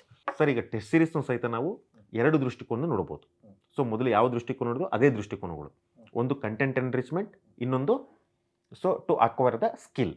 So content enrichment ಅಂತ ಬಂದರೆ, ಅಗೇನ್ ಯಾವುದಾದ್ರೂ ಒಂದು ಸಬ್ಜೆಕ್ಟ್ನಲ್ಲಿ ವೀಕ್ ಇದೀನಿ ಸರ್, ಈಗ ನನಗೆ ಒರಿಜಿನಲ್ ಬುಕ್ಗಳನ್ನ ಓದೋದಕ್ಕೆ ನೋಡ್ಸೋದಕ್ಕೆ ಟೈಮ್ ಇಲ್ಲ, ನಾನು ಏನು ಮಾಡ್ಬೋದು ಅಂತಂದರೆ, ಸೊ ಟೆಸ್ಟ್ ಪೇಪರ್ಗಳಿಗೆ ಸಂಬಂಧಪಟ್ಟ ಒಂದು 2 ರಿಂದ 3 ಟೆಸ್ಟ್ ಪೇಪರ್ಗಳು ತೊಗೊಳ್ಳೋದು. ಆ 2 ರಿಂದ 3 ಟೆಸ್ಟ್ ಪೇಪರಲ್ಲಿ ಒಂದು 200 ರಿಂದ 300 ಮೇನ್ ಥೀಮ್ಸ್ಗಳಿರ್ತವೆ. ಅದನ್ನು ನೀಟಾಗಿ ನೋಡ್ಕೊಳ್ತಾ ಕಂಟೆಂಟನ್ನು ಆ್ಯಡ್ ಮಾಡಿ ಅದನ್ನೇ ರಿವೈಸ್ ಮಾಡಿ ಹೋಗೋದು. ಸರ್, ಈಗ ಸರಿ ಸರ್, ಟೆಸ್ಟ್ ಸೀರೀಸ್ ಮುಖಾಂತರ ಸ್ಕಿಲ್ಸನ್ನು ಅಕ್ವೈರ್ ಮಾಡ್ಕೋಬೇಕು ಅಂತ ಹೇಳಿದ್ರೆ, ಹೆಂಗೆ ಅಕ್ವೈರ್ ಮಾಡ್ಕೊಳ್ಳೋದು ಸ್ಕಿಲ್ಸ್? ಟೆಸ್ಟ್ ಸೀರೀಸನ್ನು ನೀವು ಮಾರ್ಕ್ಸ್ ಜೊತೆ ಹೋಲಿಕೆ ಮಾಡ್ಕೊಂಡು ನೋಡೋದಾದರೆ, ಖಂಡಿತ ಈ ಕ್ಷಣದಲ್ಲಿ ನೀವು ಟೆಸ್ಟ್ ಸೀರೀಸ್ನ ಬರೀದೇ ಇರೋದೇ ಉತ್ತಮ. ಯಾಕಂದ್ರೆ ಏನಾಗ್ಬಿಡುತ್ತೆ, ನೀವು ಟೆಸ್ಟ್ ಸೀರೀಸ್ ಪೇಪರ್ ತೊಗೊಳ್ತೀರಾ, ಬರೀತೀರಾ, ಸೊ ಮಾರ್ಕ್ಸ್ಗಳು ಕಡಿಮೆ ಬರುತ್ತೆ, ಸೊ ಆಬ್ವಿಯಸ್ಲಿ ಡಿಮೋಟಿವೇಟ್ ಆಗುತ್ತೆ. ಸೊ ಈ ಹಂತದಲ್ಲಿ ಡಿಮೋಟಿವೇಟ್ ಆಗೋ ಯಾವ ಅಂಶಗಳನ್ನು ನಿಮ್ಮ ಹತ್ರ ಮಾಡಬಾರ್ದು. ಎಸ್ಪೆಷಲಿ ಅದು ಟೆಸ್ಟ್ ಸೀರೀಸ್ ಆಗಿರ್ಬೋದು, ಅಥವಾ ಮೆಂಟಲಿ ಆಗಿರ್ಬೋದು, ಅಥವಾ ಫಿಸಿಕಲಿ ಆಗಿರ್ಬೋದು, ನಾನು ಹೇಳ್ತಾ ಇರೋದು. ಸೊ ಬಟ್ ನೀವು ಪ್ಯೂರ್ಲಿ ನಾನು ಸ್ಕಿಲ್ಲನ್ನು ಅಕ್ವೈರ್ ಮಾಡ್ಕೊಳ್ಳೋದಕ್ಕೆ ಟೆಸ್ಟ್ ಸೀರೀಸ್ ಬರೀತಾ ಇದೆ ಅಂದರೆ, ಖಂಡಿತ ನೀವು ಟೆಸ್ಟ್ ಸೀರೀಸನ್ನು ತಗೊಳ್ಳಿ. ಸೊ ಸ್ಕಿಲ್ಲನ್ನು ಅಕ್ವೈರ್ ಮಾಡ್ಕೊಳ್ಬೇಕಾದ್ರೆ ನೀವು ಕೆಲವೊಂದು ಅಂಶಗಳನ್ನು ನಾವು ಇಲ್ಲಿ ಗಮನಿಸಬೇಕಾಗುತ್ತೆ. ಸರ್, ಈಗ ಟೆಸ್ಟ್ ಸೀರೀಸ್ ಏನು ಮಾಡುತ್ತೆ, it converts knowledge into exam skills. ಅಂದರೆ ಒಂದು ಟೈಮ್ ಮ್ಯಾನೇಜ್ಮೆಂಟ್ ಆಗಿರ್ಬೋದು, ಅಥವಾ ನಿಮ್ಮ ಸ್ಟ್ರೆಂತ್ ಮತ್ತು ವೀಕ್ನೆಸ್ಸನ್ನು ನೀವು ಐಡೆಂಟಿಫೈ ಮಾಡೋದಲ್ಲಾಗಿರ್ಬೋದು, ಅಥವಾ ಸಿಸ್ಟಮೆಟಿಕ್ ಆಗಿ ಯಾವ ರೀತಿ ನೀವು ರಿವೈಸ್ ಮಾಡಬೇಕು ಅನ್ನೋದಾಗಿರ್ಬೋದು, ಅಥವಾ ಎಲ್ಲದಕ್ಕಿಂತ ಹೆಚ್ಚಾಗಿ ಒಂದು ಫಿಯರ್ ಆಫ್ ಎಕ್ಸಾಮ್ ಅಂತ ಏನಿದೆ ಅದನ್ನು ನೀವು ಹೋಗ್ಲಾಡಿಸ್ಬೇಕು ಅಂತಂದರೆ ಟೆಸ್ಟ್ ಸೀರೀಸ್ ಖಂಡಿತ ಅವಶ್ಯಕತೆ ಇದೆ. ಸರ್, ಇಲ್ಲಿ ಇನ್ನೊಂದು ಪಾಯಿಂಟ್ ಏನು ಅಂತಂದರೆ, ಟೆಸ್ಟ್ ಸೀರೀಸ್ ಅಂತ ಬಂದರೆ ಜನರಲ್ ಸ್ಟೂಡೆಂಟ್ಸ್ ಏನು ಮಾಡ್ತಾರೆ, ಸೊ ಟೆಸ್ಟ್ ಪೇಪರನ್ನು ತೊಗೊಳ್ತಾರೆ, ಒಂದು ಒಳ್ಳೆ AC ಲೈಬ್ರರಿಲಿ ಕೂತ್ಕೊಳ್ತಾರೆ, ಸೊ ನೀಟಾಗಿ ಒಂದು ಟೈಮ್ ಇಟ್ಕೊಂಡು ಸಾಲ್ವ್ ಮಾಡೋಕ್ಕೆ ಪ್ರಾರಂಭ ಮಾಡ್ತಾರೆ. ನೆಕ್ಸ್ಟ್ ಅದಾದಮೇಲೆ ಅವರ ಟೈಮ್ ಯಾವುದು ಸೂಕ್ತ ಅನಿಸುತ್ತೋ ಅವಾಗ ಟೆಸ್ಟ್ ಪೇಪರ್ ಸಾಲ್ವ್ ಮಾಡೋದಕ್ಕೆ ಪ್ರಾರಂಭ ಮಾಡ್ತಾರೆ. ಬಟ್ ಇದು ತಪ್ಪು ಅಂತ ಹೇಳ್ತಿಲ್ಲ. ಬಟ್ ನಾನು ಜನರಲಾಗಿ ಏನು ಸಜೆಸ್ಟ್ ಮಾಡೋಕ್ಕೆ ಇಷ್ಟಪಡ್ತೀನಿ ಅಂತಂದರೆ, ಒಂದು ಟೆಸ್ಟ್ ಪೇಪರ್ನ ಸಾಲ್ವ್ ಮಾಡ್ಕೊಂಡು ಇಟ್ಕೊಂಡಾಗ ಮೊಟ್ಟ ಮೊದಲಿಗೆ ನೀವೇನು ಮಾಡಬೇಕು, ಒರಿಜಿನಲ್ ಒಂದು OMR ಶೀಟ್ಗಳನ್ನ ತೊಗೊಳ್ಳಿ. OMR ಶೀಟ್ಗಳು ತೊಗೊಂಡು ಆ OMR ಶೀಟಲ್ಲಿ ಆನ್ಸರ್ಗಳನ್ನ ಫಿಲ್ ಮಾಡೋದಕ್ಕೆ ಪ್ರಾರಂಭ ಮಾಡಿ, ಮೊದಲನೇದು. ಎರಡನೇದು, ಸೊ ದಯವಿಟ್ಟು ನೀವು ಟೆಸ್ಟ್ ಪೇಪರ್ಗಳನ್ನ ಸಾಲ್ವ್ ಮಾಡಬೇಕಾದ್ರೆ ದಯವಿಟ್ಟು ಟೈಮರ್ನೇ ಇಟ್ಕೊಳ್ಳಿ. ಯಾವುದೇ ಕಾರಣಕ್ಕೂ ವಿತೌಟ್ ಟೈಮರ್ ನೀವು ಟೆಸ್ಟ್ ಪೇಪರ್ನ ಸಾಲ್ವ್ ಮಾಡೋದಕ್ಕೆ ಹೋಗಬೇಡಿ. ಮೂರನೇದಾಗಿ ಏನು ಹೇಳೋದು ಅಂತಂದರೆ, ಏನೋ ಒಂದು ಸಣ್ಣ ಪುಟ್ಟ ಡಿಸ್ಟರ್ಬೆನ್ಸ್ ಬಂತು, ಸಣ್ಣ ಪುಟ್ಟ ಅನ್ನೋಕ್ಕಿನ್ನದು ಸಣ್ಣದು ಆಗಿರ್ಬೋದು ಅಥವಾ ದೊಡ್ಡದು ಆಗಿರ್ಬೋದು, ಎಕ್ಸೆಪ್ಟ್ ಎಮರ್ಜೆನ್ಸಿ ಸಿಚುವೇಶನ್ ನಾನು ಹೇಳ್ತಾ ಇರೋದು. ಎಮರ್ಜೆನ್ಸಿ ಸಿಚುವೇಶನ್ ಇಲ್ಲ ಅಂತಂತಂದರೆ ಯಾವುದೇ ರೀತಿಯ ಡಿಸ್ಟರ್ಬೆನ್ಸ್ಗೆ ಒಳಗಾಗಬೇಡಿ. ದಯವಿಟ್ಟು ಪೇಪರನ್ನು ಕಂಪ್ಲೀಟ್ ಮಾಡಿ. ಜನರಲ್ ಆಗಿ ಟೆಸ್ಟ್ ಪೇಪರ್ಗಳನ್ನು ಮನೆಯಲ್ಲಿ ಮತ್ತು ಲೈಬ್ರರಿಗಳಲ್ಲಿ ಸಾಲ್ವ್ ಮಾಡೋದನ್ನ ನಾವು ನೋಡ್ಬೋದು. ಸೊ ಜನರಲ್ ಆಗಿ ಏನೋ ಒಂದು AC ಇರುತ್ತೆ, ಕರೆಂಟ್ ಕರೆಕ್ಟಾಗಿರುತ್ತೆ, ಸೊ ನಿಶಬ್ದ ಇರುತ್ತೆ, ಆ ರೀತಿ ಟೆಸ್ಟ್ ಬರೆಯೋಕ್ಕೆ ಜನರಲ್ ಆಗಿ ಆಸ್ಪಿರೆಂಟ್ಸ್ ಬಯಸ್ತಾರೆ. ಬಟ್ ಆದರೆ ಅಂತಿಮವಾಗಿ ಎಕ್ಸಾಮ್ ದಿನವೂ ಅದೇ ರೀತಿ ಇರುತ್ತಾ, ಅದೇ ರೀತಿ ಎನ್ವಿರಾನ್ಮೆಂಟ್ ಸಿಗುತ್ತಾ, ಖಂಡಿತ ಅದು ನಮಗೆ ಗೊತ್ತಿಲ್ಲ. So for example, yellow KR ಮಾರ್ಕೆಟಲ್ಲಿ ನಿಮ್ಮದು ಎಕ್ಸಾಮ್ ಬಿತ್ತು ಅಂತ ತಿಳ್ಕೊಳ್ಳಿ. ಆಬ್ವಿಯಸ್ಲಿ KR ಮಾರ್ಕೆಟ್ ಸೈಲೆನ್ಸ್ ಇರೋದಿಲ್ಲ. ಇಲ್ಲ, ಒಂದು ಯಾವುದೋ ಒಂದು ಎಕ್ಸಾಮ್ ಸೆಂಟರ್ ಹಾಕಿದ್ದಾರೆ, ಕ್ಲಾಸ್ ಬೆಂಚಲ್ಲಿ ನಿಮ್ಮ ರೋಲ್ ನಂಬರ್ ಇದೆ, ಸೊ ಅಲ್ಲಿ ಕೂತ್ಕೊಂಡು ಟೆಸ್ಟ್ ಬರೀಬೇಕು. ಅಲ್ಲಿ ನೋಡಿದರೆ ಅಲ್ಲಿ ಗಾಳಿನೇ ಇಲ್ಲ, ಸರಿಯಾದ ಬೆಳಕಿಲ್ಲ. ಅವಾಗ ನೀವೇನು ಮಾಡ್ತೀರಾ, ಆ ಎಕ್ಸಾಮ್ ಮೂಮೆಂಟಲ್ಲಿ ನೀವು ಅವ್ರ ಜೊತೆ ವಾದ ಮಾಡ್ಕೊಳ್ತಾ ಹೋಗ್ತೀರಾ, ಅವ್ರ ಜೊತೆ ಆರ್ಗ್ಯೂ ಮಾಡ್ತೀರಾ, ಆಗೋದಿಲ್ಲ. ಸೊ ಅದಕ್ಕೋಸ್ಕರ ನಾನು ಹೇಳ್ತಿರೋದು, ಇಲ್ಲಿ ಒಂದು ಪಾಯಿಂಟ್ ನಾನು ಹೇಳೋದೇನು ಅಂತಂದರೆ, hope for the best, prepare for the worst. Okay, ಇಲ್ಲಿ ನಿಮ್ಗೊಂದು ಒಳ್ಳೆ ಎಕ್ಸಾಮ್ ಹಾಲ್ ಸಿಗಲಿ, ಒಂದು ಒಳ್ಳೆ ಎನ್ವಿರಾನ್ಮೆಂಟಲ್ಲಿ ನೀವು ಎಕ್ಸಾಮ್ ಬರೀರಿ ಅಂತ ಖಂಡಿತ ನಾನು ಆಶಿಸ್ತೀನಿ. ಬಟ್ ಎಲ್ಲ ಸಮಯದಲ್ಲೂ ಆಗೋದಿಲ್ಲಲ್ವಾ. ಸೊ ಆಬ್ವಿಯಸ್ಲಿ ಅಲ್ಲಿ ಒಂದು ಬೆಳಕಿನ ಸಮಸ್ಯೆ ಇರ್ಬೋದು, ಗಾಳಿ ಸಮಸ್ಯೆ ಇರ್ಬೋದು, ಮಾರ್ಕೆಟ್ ಏರಿಯಾಗಳಲ್ಲಿ ನಿಮ್ಮದು ಎಕ್ಸಾಮ್ ಸೆಂಟರ್ ಇರ್ಬೋದು, ಸೊ ಅಥವಾ ಬೇರೆ ಬೇರೆ ಹೊರಗಡೆ ಒಂದು ಪೊಸೆಷನ್ ನಡೀಬೋದು, ಒಂದು ಮೆರವಣಿಗೆ ನಡೀತಾ ಇರ್ಬೋದು, ಅಥವಾ ಒಂದು ಕಲ್ಯಾಣ ಮಂಟಪದಲ್ಲಿ ಮದುವೆ ನಡೀತಿರೋ ಸಂದರ್ಭದಲ್ಲಿ ಅದ್ರ ಪಕ್ಕದಲ್ಲಿರೋ ಸ್ಕೂಲಲ್ಲಿ ನಿಮ್ದು ಎಕ್ಸಾಮ್ ನಡೀತಾ ಇರ್ಬೋದು. ಸೊ ಇವೆಲ್ಲ ಪ್ರಾಬ್ಲಮ್ಗಳನ್ನ ಫೇಸ್ ಮಾಡೋ ಸಾಧ್ಯತೆ ಇರುತ್ತೆ. ಸೊ ಹಾಗಾಗಿ ಅದನ್ನು ಇಲ್ಲಿಂದನೇ ಅಭ್ಯಾಸ ಮಾಡ್ಕೊಳ್ತಾ ಹೋಗಿ. ನಂತರದಲ್ಲಿ ಅತಿ ಮುಖ್ಯವಾಗಿ ನಾನು ಆಸ್ಪೈರೆಂಟ್ಸ್ಗೆ ಸಲಹೆ ಮಾಡೋದೇನು ಅಂತಂದರೆ, ಒಂದು ಮಿಸ್ಟೇಕ್ ಬುಕ್ ಅಂತ ಇಡಿ. ಅದರ ಅರ್ಥ ಟೆಸ್ಟ್ ಸೀರೀಸ್ಗಂತಲೇ ಒಂದು ಮಿಸ್ಟೇಕ್ ಬುಕ್ಕನ್ನು ಇಡೋದು. ಯಾಕಂದರೆ ಟೆಸ್ಟ್ ಸೀರೀಸ್ ಇರೋದೇ ನೀವು ತಪ್ಪುಗಳನ್ನ ಮಾಡೋದಕ್ಕೆ. ಸೊ ಓಕೆ, ಮೊದಲನೇ ಟೆಸ್ಟ್ನಲ್ಲಿ ತಪ್ಪು ಮಾಡಿದ್ರಾ, ಓಕೆ ಆ ತಪ್ಪು ಏನೇನು ಮಾಡಿದೆ ಅಂತ ನೀಟಾಗಿ ಒಂದು ಮಿಸ್ಟೇಕ್ ಬುಕ್ಕಲ್ಲಿ ಬರ್ಕೊಳ್ಳಿ. ಸೊ ಎರಡನೇ ಟೆಸ್ಟ್ ಬರುತ್ತೆ. ಸೊ ಎರಡನೇ ಟೆಸ್ಟಲ್ಲಿ ಏನು ಮಾಡಿ, ಸೊ ಮೊದಲನೇ ಟೆಸ್ಟಲ್ಲಿ ಏನೇನು ಮಿಸ್ಟೇಕ್ಗಳು ಮಾಡಿದಿರಲ್ಲ, ಸೊ ಅದನ್ನೆಲ್ಲ ನೋಟ್ ಡೌನ್ ಮಾಡಿಕೊಂಡು ರಿವೈಸ್ ಮಾಡಿಕೊಂಡು ಆದಷ್ಟು ಅದನ್ನು ಎರಡನೇ ಟೆಸ್ಟಲ್ಲಿ ಹಳೆ ಮಿಸ್ಟೇಕ್ಗಳನ್ನ ತಿದ್ಕೊಳ್ಳಿ, ಹೊಸ ತಪ್ಪುಗಳನ್ನ ಮಾಡಿ ಅಥವಾ ಹೊಸ ಮಿಸ್ಟೇಕ್ಗಳನ್ನ ಮಾಡಿ. ಏನೇನು ಹೊಸ ತಪ್ಪುಗಳನ್ನ ಮಾಡಿದ್ರೆ ಅದನ್ನೆಲ್ಲ ಒಂದು ಮತ್ತೆ ಮಿಸ್ಟೇಕ್ ಬುಕ್ಕಲ್ಲಿ ನೋಟ್ ಡೌನ್ ಮಾಡ್ಕೊಳ್ಳಿ. ಸೊ ಮೂರನೇ ಟೆಸ್ಟ್ ಬರಿಬೇಕಾದ್ರೆ ಆ 1 ಮತ್ತು 2ನೇ ಟೆಸ್ಟಲ್ಲಿ ಏನೇನೋ ನೀವು ತಪ್ಪುಗಳನ್ನ ಮಾಡಿದ್ರಿ, ಆದಷ್ಟು ಅದನ್ನು 3ನೇ ಟೆಸ್ಟಲ್ಲಿ ಅವಾಯ್ಡ್ ಮಾಡಿ. 3ನೇ ಟೆಸ್ಟಲ್ಲಿ ಮತ್ತೆ ನೀವೊಂದು ಏನೋ ಹೊಸ ಮಿಸ್ಟೇಕ್ಗಳನ್ನ ಮಾಡ್ತೀರಾ ಅದನ್ನು ಬರ್ಕೊಳ್ಳಿ, ಅದನ್ನು ಮತ್ತೆ 4ನೇ ಟೆಸ್ಟಲ್ಲಿ ತಿದ್ಕೊಳ್ಳಿ. ಸೊ ಹೀಗಾಗಿ ಒಂದು 10 ಟೆಸ್ಟ್ಗಳಲ್ಲಿ ನೀವು ಏನೇನು ತಪ್ಪುಗಳನ್ನ ಮಾಡ್ತೀರಾ ಎಲ್ಲ ತಪ್ಪುಗಳನ್ನ ತಿದ್ಕೊಂಡ್ಬಿಟ್ರೆ ನಿಮ್ಮ ಫೈನಲ್ ಎಕ್ಸಾಮ್ ಅಂತ ಏನಿದೆ ಅಲ್ಲಿ ನೀವು ತಪ್ಪುಗಳು ಮಾಡೋ ಸಾಧ್ಯತೆ ಕಡಿಮೆ ಇರುತ್ತೆ. ಯಾಕೆ ಅಂತಂದರೆ, ಒಂದು ಟೆಸ್ಟ್ ತಪ್ಪು ಮಾಡಿದರೆ ನಿಮ್ಗೆ ಇನ್ನೊಂದು ಚಾನ್ಸ್ ಸಿಗುತ್ತೆ, ಆ ಟೆಸ್ಟಲ್ಲಿ ತಪ್ಪು ಮಾಡಿದರೆ ಇನ್ನೊಂದು ಚಾನ್ಸ್ ಸಿಗುತ್ತೆ. ಆದರೆ ಎಕ್ಸಾಮ್ ಬರೋದು 3 ವರ್ಷಕ್ಕೊಂದು 4 ವರ್ಷಕ್ಕೊಂದು. ಸೊ ನೀವು ಆ ದಿನ ಏನಾದರೂ ತಪ್ಪು ಮಾಡಿದರೆ ಮತ್ತೆ ನಿಮಗೆ ಚಾನ್ಸ್ ಸಿಗೋದಕ್ಕೆ 6 ತಿಂಗಳಾಗ್ಬೋದು, ವರ್ಷ ಆಗ್ಬೋದು, 2 ವರ್ಷ ಆಗ್ಬೋದು, ಕೆಲವೊಂದು ಬಾರಿ ಆ ಚಾನ್ಸ್ ನಿಮಗೆ ಸಿಗದೇನೋ ಹೋಗ್ಬೋದು. ಹಾಗಾಗಿ ದಯವಿಟ್ಟು ನಾನು ನಿಮ್ಗೆ ಸಲಹೆ ಮಾಡೋದು, ದಯವಿಟ್ಟು ಟೆಸ್ಟ್ ಸೀರೀಸ್ ಬರೀಬೇಕಾದ್ರೆ ಒಂದು ಮಿಸ್ಟೇಕ್ ಬುಕ್ಕನ್ನು ಇಡಿ. ಆ ಮಿಸ್ಟೇಕ್ ಏನೇನು ಮಾಡ್ತಾ ಇದ್ದೀರಾ ದಯವಿಟ್ಟು ನಿಮ್ಮ ಮೆಂಟರ್ ಹತ್ರ, ನಿಮ್ಮ ಸೀನಿಯರ್ ಹತ್ರ ತೊಗೊಂಡೋಗಿ ಅಥವಾ ಅವ್ರ ಜೊತೆಗೆ ಡಿಸ್ಕಸನ್ನು ಮಾಡಿ ಅವ್ರು ಏನು ಪರಿಹಾರ ಹೇಳ್ತಾರೆ ಅದನ್ನು ನೀವು ನೆಕ್ಸ್ಟ್ ಎಕ್ಸಾಮ್ಗಳಲ್ಲಿ ಸೊ ಅಳವಡಿಸೋದಕ್ಕೆ ಟ್ರೈ ಮಾಡಿ. ಇನ್ನು ಕೊನೆಯದಾಗಿ ನಾನು ಹೇಳೋದೇನಂತಂದರೆ, ಪ್ರತಿಯೊಂದು ಟೆಸ್ಟನ್ನು ಫೈನಲ್ ಎಕ್ಸಾಮ್ ರೀತಿ ಬರೀರಿ. ಆಗ ಮಾತ್ರ ನೀವು ಒಂದು ಫೈನಲ್ ಎಕ್ಸಾಮ್ನ ಟೆಸ್ಟ್ ರೀತಿ ಬರೆಯೋದಕ್ಕೆ ಸಾಧ್ಯ ಆಗುತ್ತೆ. KA 708 post group C, group T ಎಕ್ಸಾಮ್ಸ್ಗಳಿಗೆ ಪರೀಕ್ಷೆಯನ್ನು ಬರೆಯುವಂಥ ವಿದ್ಯಾರ್ಥಿಗಳಿಗೆ ಕೊನೆ ಕ್ಷಣದ ತಯಾರಿ ಹೇಗಿರಬೇಕು ಅಂತ ಅತ್ಯಂತ ಅರ್ಥಪೂರ್ಣವಾಗಿ, ಕ್ರಮಬದ್ಧವಾಗಿ, ಯೋಜನಾಬದ್ಧವಾಗಿ, ವಿಸ್ತಾರವಾಗಿ, ವಿಶ್ಲೇಷಣಾತ್ಮಕವಾಗಿ ಭಾಳ ಅದ್ಭುತವಾಗಿ ಹೇಳಿದೆ ಸರ್. ಆ್ಯಸ್ ಅ ಟೀಚರ್, ನಾನು ಒಬ್ಬ ಟೀಚರಾಗಿ ನಿಜಕ್ಕೂ ಕೂಡ ತುಂಬ ವ್ಯಾಲ್ಯೂಯಬಲ್ ಇನ್ಪುಟ್ಸನ್ನು ವಿದ್ಯಾರ್ಥಿಗಳಿಗೆ ಕೊಟ್ಟರೆ, ಇದು ಈ ಎಕ್ಸಾಮ್ಸ್ಗೆ ಅಂತಲ್ಲ, ಮುಂದಕ್ಕೂ ಕೂಡ ಯಾವುದೇ ಎಕ್ಸಾಮ್ಸ್ಗೆ ನಾವು ಓದಬೇಕಾದ್ರೆ ಕೊನೆಯ ಹಂತದ ತಯಾರಿಯಲ್ಲಿ ಯಾವುದನ್ನು ಪಿಕ್ ಮಾಡಬೇಕು, ಯಾವುದನ್ನು ಅವಾಯ್ಡ್ ಮಾಡಬೇಕು, ಯಾವುದ್ರಲ್ಲಿ ಕ್ಲಾರಿಟಿ ಇರಬೇಕು, ಯಾವುದ್ರಲ್ಲಿ ಕ್ಲಾರಿಟಿ ಇರಬಾರ್ದು ಅಂತ ನಿಜಕ್ಕೂ ಭಾಳ ತುಂಬ ಚೆನ್ನಾಗಿ ಹೇಳಿದ್ರಿ ಸರ್. ಇದು ಬರೀ ಅಪ್ರಿಸಿಯೇಷನ್ ಅಲ್ಲ, ನನ್ನ ಮನದಾಳದ ಮಾತಿದು. ಇಲ್ಲ ಸರ್, ಆ್ಯಕ್ಚುಲಿ ನಾನು ಒಂದು ಪಾಯಿಂಟ್ ಹೇಳೋಕೆ ಅದಕ್ಕೆ ನಾನು ಅವಾಗಲೇ ಒಂದು ಪಾಯಿಂಟ್ ಹೇಳಿದೆ ನಿಮಗೆ, ದಯವಿಟ್ಟು ಮಿಸ್ಟೇಕ್ಗಳನ್ನ ಮಾಡಿ ಅಂತಂದು. ಯಾಕಂದರೆ ಯಾವುದೇ ಒಬ್ಬ ಟಾಪರು ಬೈ ಬರ್ತ್ ಟಾಪರ್ ಆಗಿರೋದಿಲ್ಲ. ಸೊ ಜನರಲ್ ಆಗಿ ಓವರ್ ನೈಟ್ ಟಾಪರ್ ಆಗಿರೋದಿಲ್ಲ. ಅವ್ನು ಏನು ಮಾಡ್ತಾನೆ, ಒಬ್ಬ ಆಸ್ಪಿರೆಂಟ್ ಆಗಿ ಈ ಫೀಲ್ಡಿಗೆ ಬರ್ತಾನೆ, ಮಿಸ್ಟೇಕ್ಗಳನ್ನ ಮಾಡ್ತಾನೆ, ಆ ಮಿಸ್ಟೇಕ್ನ ರೆಕ್ಟಿಫೈ ಮಾಡ್ತಾನೆ, ನೆಕ್ಸ್ಟ್ ಆ ಮಿಸ್ಟೇಕ್ಗಳನ್ನ ಅವಾಯ್ಡ್ ಮಾಡ್ತಾನೆ, ಕಡೆಗೆ ಟಾಪರ್ ಆಗಿ ಹೊರಹೊಮ್ತಾನೆ. ದಯವಿಟ್ಟು ಮಿಸ್ಟೇಕ್ಗಳನ್ನ ಮಾಡಿ, ಆ ಮಿಸ್ಟೇಕ್ಗಳನ್ನ ನಿಮ್ಮ ಮೆಂಟರ್ ಅಥವಾ ನಿಮ್ಮ ಗೈಡ್ ಯಾರಿದ್ದಾರೆ ಅವ್ರ ಸಹಾಯದಿಂದ ತಿದ್ಕೊಳ್ಳಿ.